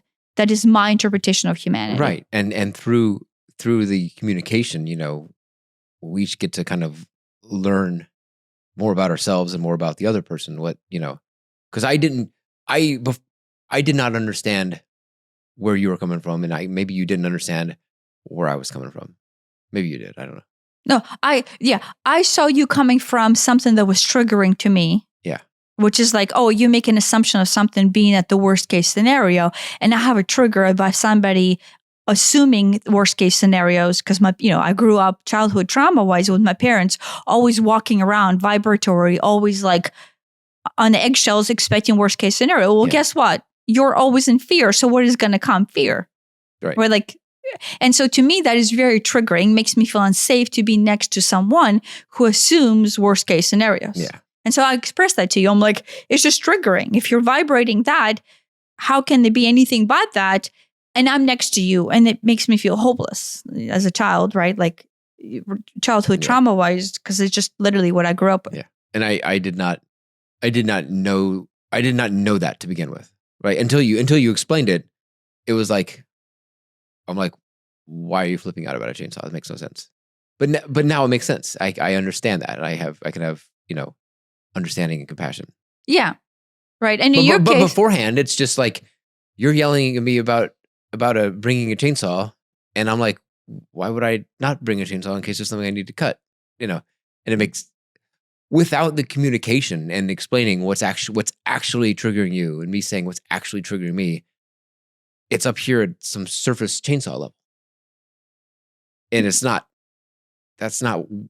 That's not where the problem is, and that's certainly not where the solution is.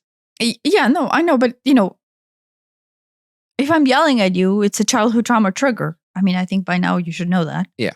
And the question is, if you're confused of what, then say, hey, what is the trigger? I think I did. I said, why is this so triggering to you? I know. That's fine, because I told you to say that. But it was uncomfortable for you to even say that, because in your childhood trauma, when you don't say things, you can't even say it. It wasn't that hard to say yesterday. Okay. Well, whichever. No, but then how you react towards betraying me in the sense that you're becoming my parents, that could be triggering for you. And you could it was triggering for me that I was triggering you. Yeah, but that's triggering because that's triggering your childhood trauma of unsafety, where look, if I'm presenting unsafety towards Tanya, and Tanya has a really good way of cutting people out of her life who make her feel unsafe, do you see me? But there's this whole cosmos that you get to explore. I'm aware. I'm aware of that. Yeah, but that is gnosis. That is no attachment. You're not trying to mitigate not making Tanya feel this way. You're not going out of your life to make sure that you do everything right so Tanya doesn't feel that way. Because, the goal is not next time not to disasterize a scenario if you feel that it's what you actually feel, and try to mitigate saying something to Tanya in order not to have yourself be reflected in it. Right. You see what I mean? Like, to me, I still don't think I was disasterizing anything. So, like, yeah. It was like bringing, like, the idea that there's a branch that fell is not a disaster to me. So, like, I don't, no, whatever that isn't triggering. No. So the reason why it's disastrous for me, because out of my childhood, me saying something that was nothing at all. Like, right, me sharing something, this is going back to my parents, right? Me saying something to my parents, there's just me sharing. Like, I just want to share something and be heard. But what they would do is they would take that and then they would like disasterize it. And it became a thing, right? Like you say, I had a good day at school, and they hear all my other days at school are bad. Type of a. I mean, that's silly. No, like, I don't know, like, oh, this girl said this to me and it made me feel that, right? For the most part, when a child does that, they just want to be heard. They want to be acknowledged.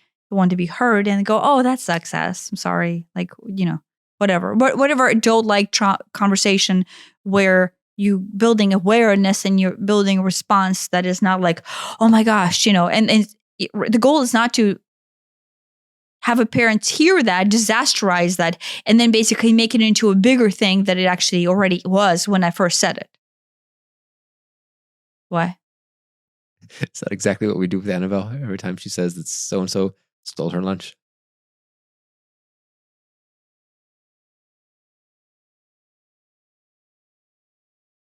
Or so-and-so, did something at school. It's like, should we call the school? Should we send an email to the teacher? I used to do it with Aiden more. I don't think I do that with Annabelle. I ask her, how much does this bother you? And are you going to go into the next day stressed out if this is not addressed? Yeah. And do you want me to do something? But do you want me to get engaged? Yeah. Like, and then it's her choice if you're in engaged. Fifth grade, that's where I graduated to. Is like, oh, okay, here's how it makes you feel. It makes you feel unsafe. Yeah. It makes you feel like you cannot enjoy your recess because somebody steals your stuff. Yeah. So my thought there is to understand how she feels. Yeah. It's not you just hearing it, disasterizing it, and reacting without her opinion on the matter. Well, no, I could tell her how I would feel. I could ask her how she would feel. And then we would analyze it to see what would make her feel better. And then choose an appropriate action in order to go forward with whatever that appropriate action is. I guess now that I bring up the school thing, I guess my mom would disasterize things at school, and then without consulting me, take matters into her own hand over it. And I never liked that. Yeah. It was like, whatever it wasn't a big enough deal to me to warrant whatever her response was. Well, her response was always some sort of principal meeting at a PTA situation. Yeah. I left my coat at school once, and then, when they had the policy change to where, students, can go back, get off the bus and get the coat. I don't know. It was now arguably that is the right policy, but it was a huge ordeal with board meetings and oh my gosh. Yeah. And I'm like, embarrassed at the time because, it's like, I saw it as a reflection of me somehow. This is all because Elliot was too dumb to to remember his jacket or something. And so, the policy change is like, in parentheses, so that Elliot doesn't forget his jacket again or something. I took it personally. I realize now, maybe off topic. No, I don't think it's off topic, right? There's Cosmo that is related to that trauma.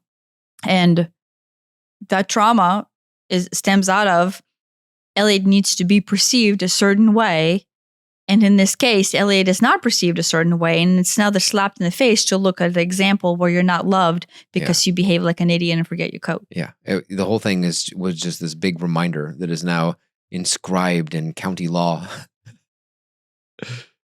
Yeah, but she would take everything that you do, either good or bad, and blow it up. True. Right? Like if it's good, it's in the newspaper. If it's bad, now there's a rule to. Now there's board meetings and principal meetings and all. Do you see what I mean? Yeah. Your entire life was this spectrum of overblow in this direction or overblow in that direction. Yes. Because yes. Right, but because there was no what's the word? Symbiosis and balance. Yeah, Everything was there just no, everything was just overblown expression Yeah. in all kinds of directions. there was never it was, there's an appropriate response. And the appropriate response could have been like, hey, you forgot it. How does that, I don't know. How does that make you feel? What can we do to make sure you remember next time? Whatever it is, it didn't have to become, none of the things had to become. Yeah. But that's true of everybody in their own life. Yeah, no. As the larger my picture. reaction to Aiden going to school and my reaction to Annabelle going to school and things happening at school, I think I have changed a lot since Aiden of how I react to them as opposed to Annabelle, but it's obviously still not perfect. Obviously, there's still a lot of triggers. Like her having her food stolen is a huge thing for me, right? And I try to become aware of like, oh, look, not having food is a thing. Do you know what I mean? Yeah. Or feeling threatened by somebody else's behavior and not knowing any one day if you're going to come in and that behavior is going to be there again. Yeah. That right there is a huge trigger for me, right? Right. But the cosmos there on my end is to see, oh, look, here's the symbiosis of me feeling what I feel. And here's the symbiosis of her coming in with her pain bodies. Right, as a 11-year-old at this point. And how does she feel and how is it different that I feel? I can explain to her how I would feel in a situation. And in that case, she explains to me, well, no, I don't feel this way, but I feel this way.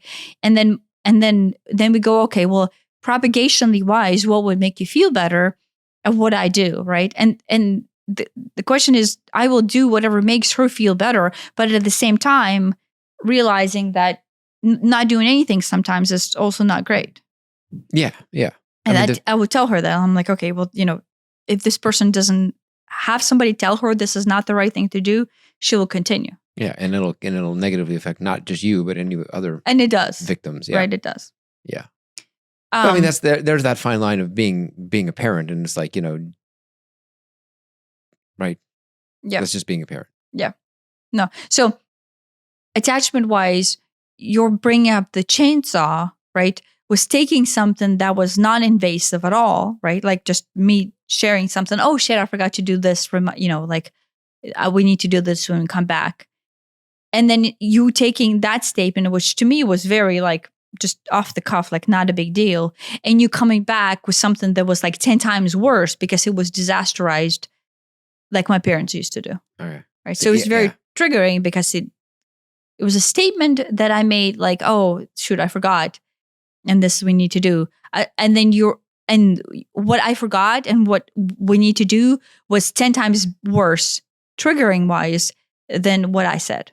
And I didn't, the disconnect was, even after you explained it, I didn't get it because bringing a chainsaw was not an escalation in my mind. I guess because I had already assumed that. Even when you first said it, I'm like, okay, well, there's probably something we need to cut. Okay, we'll bring a chainsaw just like last time. And that it's not like, and to me, the I don't know what an escalation would have been. Okay, let's call the tree company. Might have been. So that was the disconnect, was that you perceived that as an escalation, and that was already the baseline. Incorrectly on my part, but. Yeah, but right, in that case, you perceive it and you follow through. And in my case, trust comes in. Like, how can I trust this person is instead of clarifying that just assume the worst, right? Which is what I have right? Safety and trust are tied to me because I can't trust anybody to do the right thing because the least you could do is clarify. And at the same time, there's probably some of it's like, well, I should bring everything I could conceivably need because if I don't, then she won't trust that I can do it. I mean, it would be better to go with the chainsaw that I don't need than to need a chainsaw that I don't bring. But that's resistance. Sure. Do you see what I mean? That's your own cosmos exploding and you're bringing chainsaw for the wrong reason. Yeah. Right? That was my point. My point is, if you do not have an influx, you wouldn't have heard what I did not say. If there's no influx to making sure Ellie does everything right, or like, making sure things get addressed the right way, or whatever. If there was no influx, your reality would have never been you heard something I didn't say, or you misunderstood something. Right. The fact that there's even a scenario in which you're misunderstanding what I'm saying means there's not a flow, there's an influx. There's resistance because you're wanting things to be a specific way. Attachment to the outcome. Yeah. Right? So, but that, and then that's triggering for me. The blindness to the blindness is my trigger. Right? Yeah. It's funny that we still do it, and we still react, and it becomes a topic on a podcast. Well, no, but what I want you to see here is after you walked away from the conversation yesterday, you saw me being triggered, right? And my point is, well, the reason why this is happening is because there's something on your end that caused you to assume the chainsaw. And what I wanted to see out of it is not that you did something wrong, is energetically, it exists. This is existing because I have my trigger that is resistance to being around people who I can't trust, right? Or who escalate issues into nth degrees, right? Or who misunderstand or don't hear me and make me feel unsafe, right? That's my thing. But in your case, the reason why this exists in your life, because just like there's a reason why it exists in my cosmos, there's a different reason it exists in your cosmos, is you are mishearing me and you miscategorizing this scenario and you're overpacking out of fear of whatever unsafety that you're trying to mitigate. Yeah. No, I see it. No, but the right conversation for us to have about this, which I'm hoping you got about it yesterday, is it existed in your life for that, and you should have analyzed it and saw it for that. Yes. Right? Yeah. Right. I mean, whenever I go somewhere to work on something, I tend to overpack a lot of tools, just in case. But just in case. Just in case anything, just in case I need it, just in case it'll help, just in case whatever. And I deliberately packed like 2 screwdrivers and a pliers and a knife and one of those little metal bands that you twist, because I didn't know if I needed that, and the pump. That's all I packed. And I'm like, oh, it's a little uncomfortable to pack this little, because I'm like, but you overpack for why? Where's the resistance there? Normally it's, I don't want to not have a tool and then have to go buy one or go drive home and get it or whatever.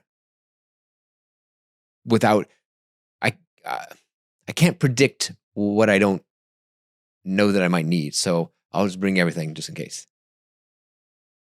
Is that it? Because that would not have that much influx. There's not a huge amount of influx, but I did notice that it was uncomfortable to pack the things that I'm like, okay, I will probably need the following things. If you did not come there and the tool was not, if you did not bring the tool that you in fact had at home, but did not bring you, I've done that before. I know. And how does that make you feel? Well, there's a lot there.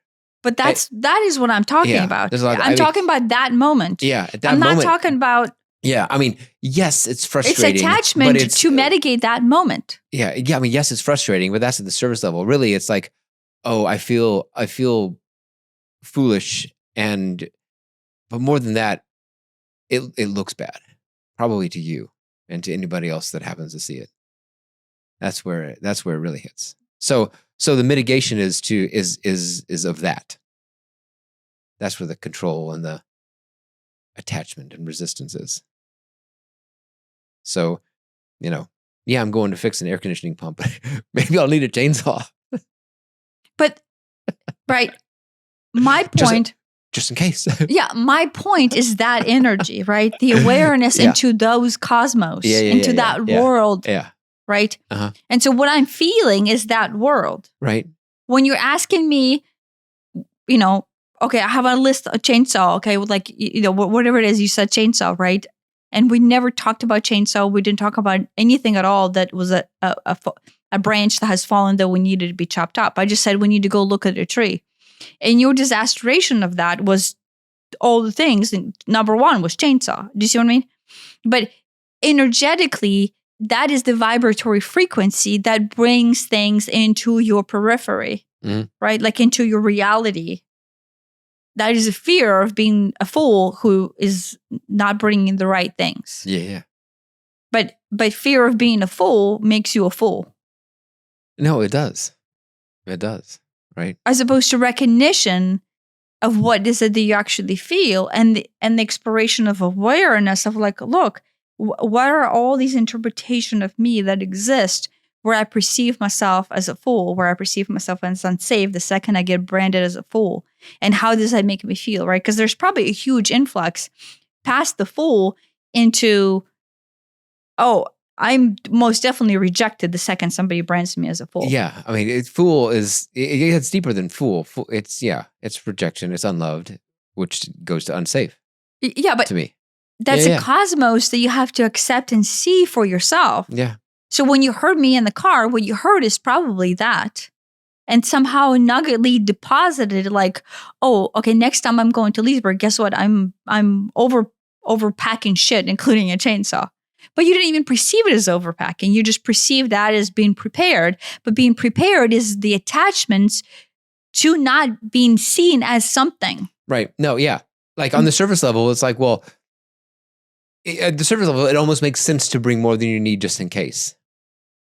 Which is not necessarily wrong. Yeah, right. Because most people just have a bag that they carry with you and it doesn't matter. Everything is in there. Right. I know that's a whole other thing. Plus You're like, oh, fuck. Plus a chainsaw. But then it's the why. Yeah, but it's the acceptance of the why that I'm talking about, right? In this case, attachment to things being a certain way, the attachment there is to mitigate all the ways for you not to be feeling like a fool, right? Or feeling rejected or feeling unloved and then therefore unsafe, right? But rudimentary, if we don't allow that to be vibratory as our truth, like if I'm walking around going, you know what, there's this generalized feeling of unsafety and me feeling rejected, and that is my world, and that is the cosmos that I'm willing to see things through. If you don't go into that, everything else is just like bullshit that doesn't actually go into exploration of Nosis. Yeah. Right? And so the resistance continues to be there because you're attached to being perceived a certain way. Yeah. Do you see what I mean? Yeah. There's attachment to you not looking like a fool. Yeah. And because ... at the end, you're dying alone. Or whatever your vibratory field is that you're trying to mitigate. Yeah. But the point, I guess, that I think he's trying to make in the book and that I'm trying to emphasize here is when you walk into a scenario where you accept your life as an expression of all nuances of you, acceptance of you as its fullest, without judgments of good and bad. Like, this is me as a human. This is what Tanya as a human is. Without, oh, I should mitigate all the things I need to pay penance for, or I should mitigate all the things I need to not do wrong because that makes me bad, or that creates karma, or, right? His point is, there is no such thing as bad. There's no such thing as good, right? There is such thing as being and isness. And when you accept self without resistance, right, you can feel what it is like not to be resistant, right? I don't know if you can feel that, but like the vibratory field of no resistance, if everything comes, you're not judging yourself against any meter of being good or bad. You're just experiencing the is. Yeah. Right. And in that place, like, for example, it doesn't matter if you brought enough or didn't bring enough or brought too much or forgot something. It's the trauma associated with that isn't there. No, but I mean, it's there as a most truthful moment of you. Right. In fact, it's actually there as a welcome moment of you. It's there, but it doesn't matter. No. It's there. No, it is actually welcome. Like to him, it's almost like you welcome that because that is you. You welcome you. Yeah. When you're not attached to you being perceived a certain way or things being a certain way to mitigate on safety. Yeah. And you welcome everything. It's okay to forget something and be embarrassed by that and be afraid that your partner is going to think less of you for it. And you may still feel that, but it's okay to feel it. It's not even okay. You welcome every opportunity for you to see you. You almost see It actually, Elliot came into this world to experience these sets. Here's more light shine on to the mystery that is myself. I'm the type of I have learned more about myself through this. To accept that you're the type of person that has a tendency not to bring enough stuff and then have an influx of human emotions that they're refusing to feel about is a welcome experience within itself. Yeah. That you should welcome. And maybe even seek, right? Like it is the cosmos to explore, right? It is quite literally its own cosmos of you. Energetically, it has this huge outburst and influx of this solar flare that is the essence of you. And in fact, it just adds on to the pranic flow of the entirety of you. It like makes you more you. It makes you bigger. Your energetic field expands as you're allowed this essence, this cosmic expression of you to be your truth. It already is.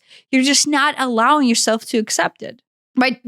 My frustration point anytime, like last time when I said I have to let's say my grievances, and yesterday when I got upset at you for writing down chainsaw and bringing up the chainsaw, it's the same thing. Is there's no point not to see through the essence of what this actually is. Yeah.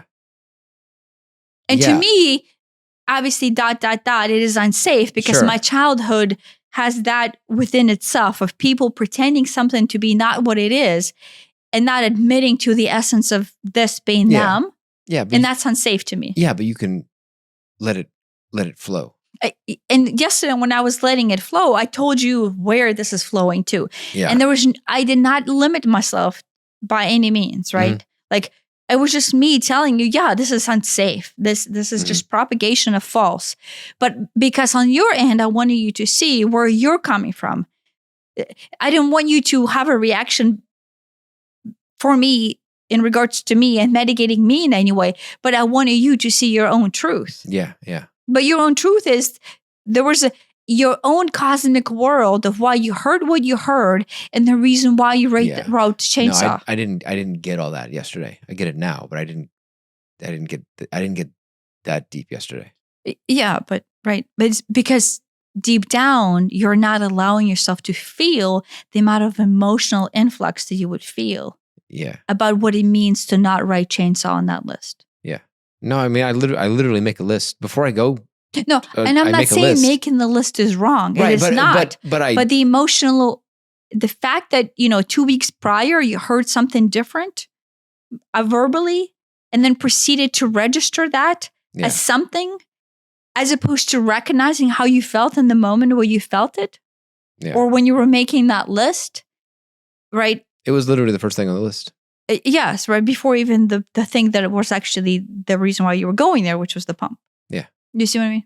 But that's resistance that you can choose to see because there's attachment to things being a certain way, and then allow yourself to open into that knowledge and accept the fullness of you without any judgment, because the whole goal is actually to flip the narrative and go, I want to see me in its true expression, as opposed to everything that we have been taught so far, especially by religious upbringing and especially by a narcissistic mother, is the goal is not to see you at its truth. And to pretend that I am something else. Yes. Yeah. Narcissism is I cannot accept you for who you are, right? Religion is you cannot accept yourself for who you are. Yeah.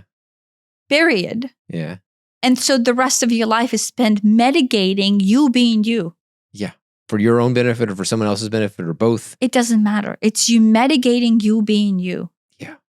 Which is attachment to something other than which like you're attached to false. Is the ultimate sin, if there is such a thing. There's no such thing as sin. You're just attached to false narrative.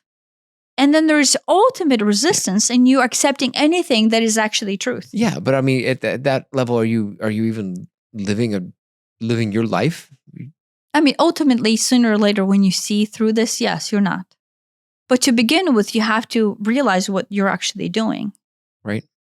Right. You have to realize that any attachments to you not seeing you is like the antagonist to the story of you. It was anticeptual, there's a word like the opposite of what, like antithesis? Maybe, I don't know. It is quite literally taking you further away to the reason of why you're here. Everything is anticeptual. I don't know. There's something that they're trying to antagonist. No, antagonist is the word I already used. You're an antagonist, yeah. But whatever the word that they're trying to cram into my head that I don't have an English reach in. But it's antiseptic until there's something, I don't know.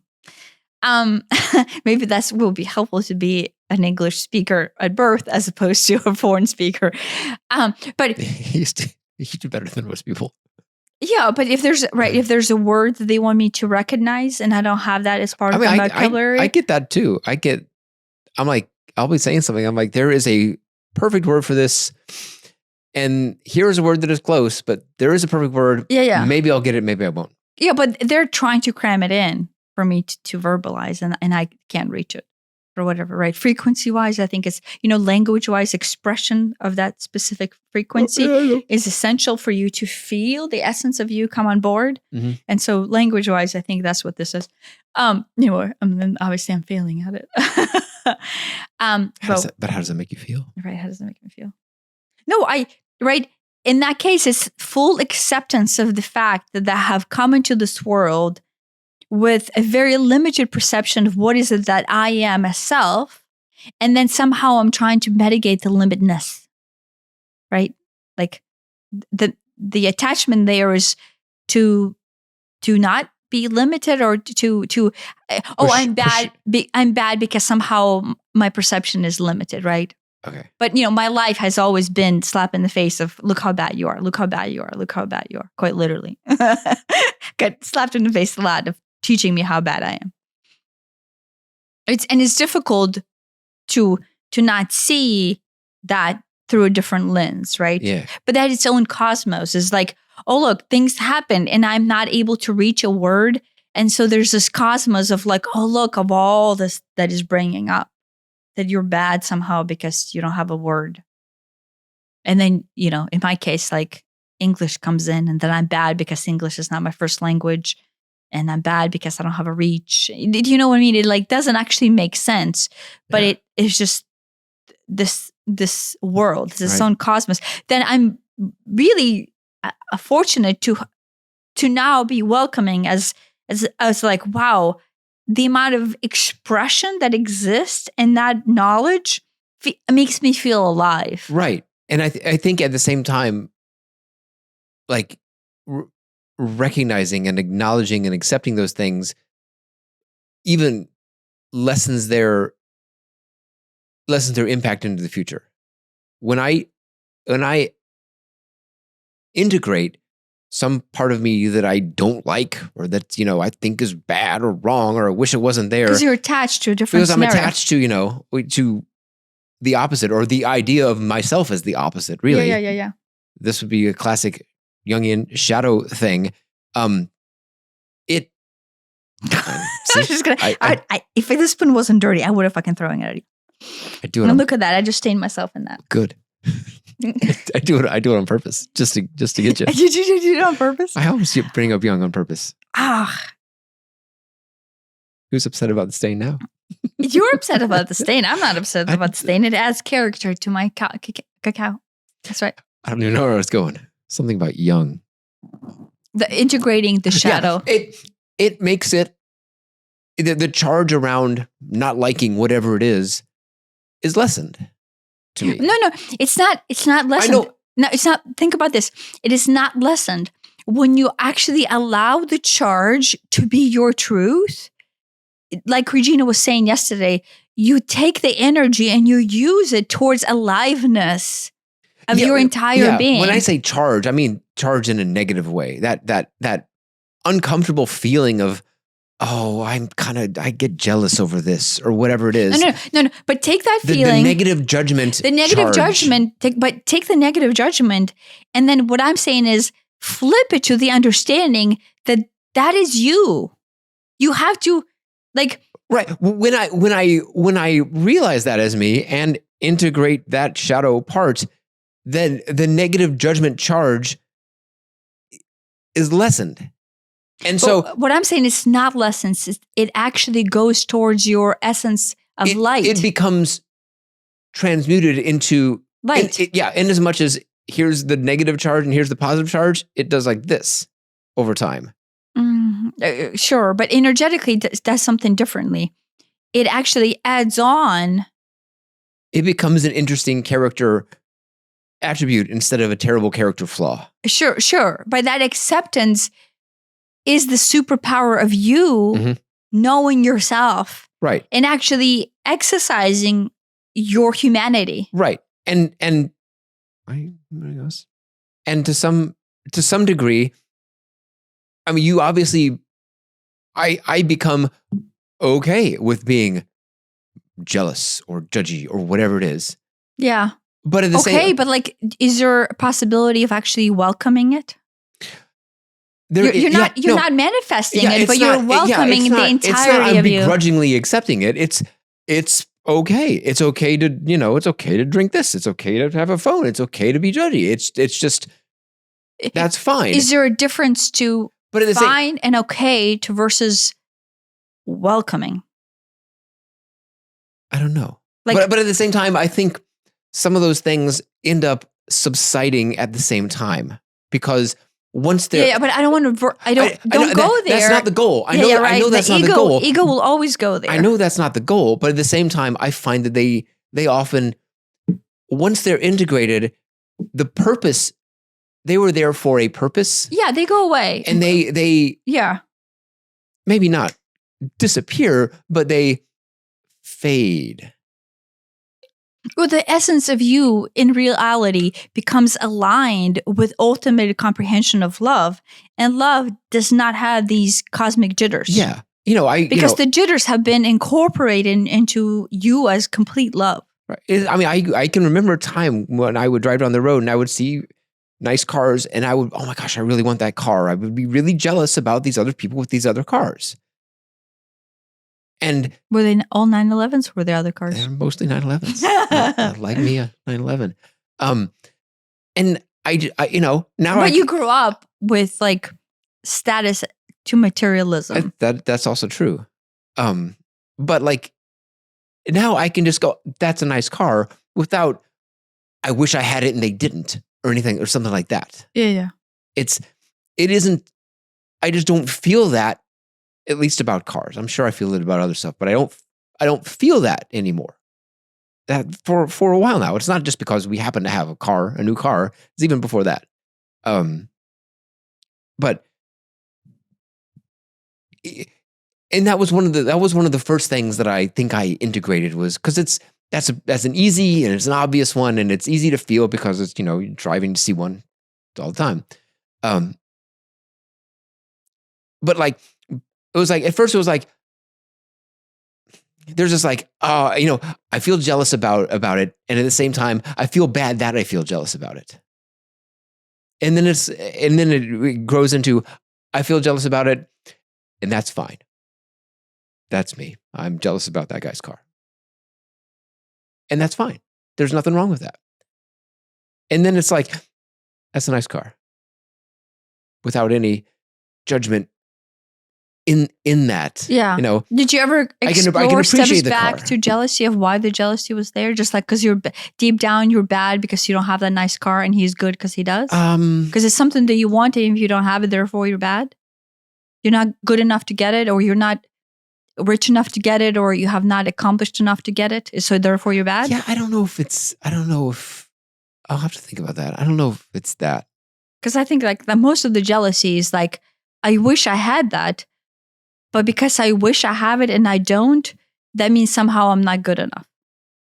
Or have not done something good enough to get it. Maybe. So, but that just comes back to not being good enough. Yeah. No, it's just another lens at which... That's another thing I've struggled with. No, not good enough. Therefore unloved, therefore rejected, and therefore dying alone.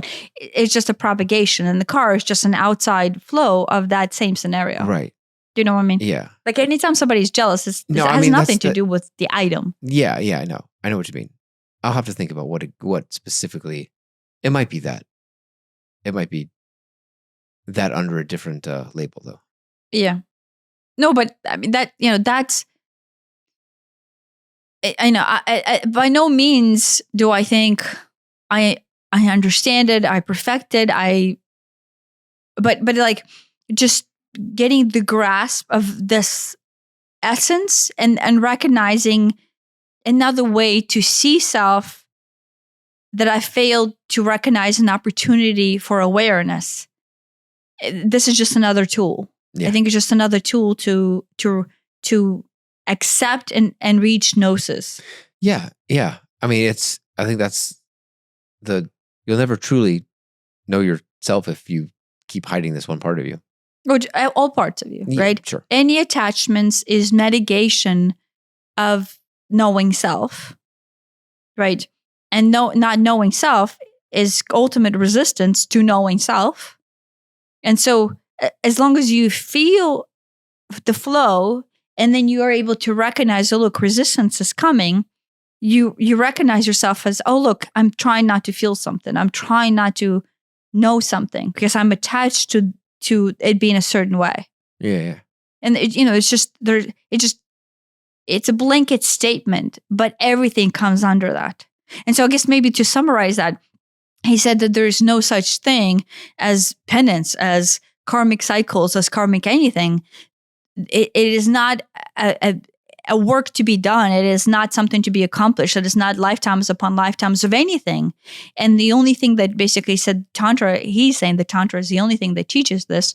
But, it's Tantra is still a teaching, right? But he's saying it's not a teaching. It's not a practice. It's just a way to recognize. It's a tool for recognition. And so his goal is to have you recognize it's instantaneous awareness and Nosis once it penetrates within you that everything is the expression of your cosmos. And so his point is the enlightenment is not a road never to be reached. It's not a 10 years in a monastery. It's not 10 years in a yoga cave. It's not 20 years of yoga practice and starvation or fasting or, some ridiculous poses or whatever, or teachings or, being blessed by the saint or whatever it is. It is instantaneous moment when you flip your perspective to recognize that you are here to express the true essence of you. And in that acceptance, you change your entire outlook on what it is to be human, what it is to be self, what it is to have no resistance, because no resistance means pure isness with the universe. And the universe is you. Like quite literally, the whole point of you is to express this very unique facet of the universe. And until you accept that, nothing else ever works. Do you know what I mean? Yeah. No, because he said everything else is a tiny little teaching, is a tiny little something. Yeah. But the only thing that is complete is the acceptance of recognizing what is it that you are. Yeah. And I am extrapolating it to say that you are reflective nature of the universe in its cosmic form. He says that in a different way, but that is what it is, right? You came here to express your cosmic form in a very nuanced way. And until you actually dive into that full force, 100% welcome, as opposed to any form resistance, you are missing the whole point. Like it is orthogonal to your goal. Is that right? the word? Yeah, I think orthogonal. But I think I said that word right. Yeah, orthogonal. Orthogonal. Okay, whatever. I will not be able to pronounce that. Whatever that word. You can just flash it right here. Right. But that's it. The switch is like that.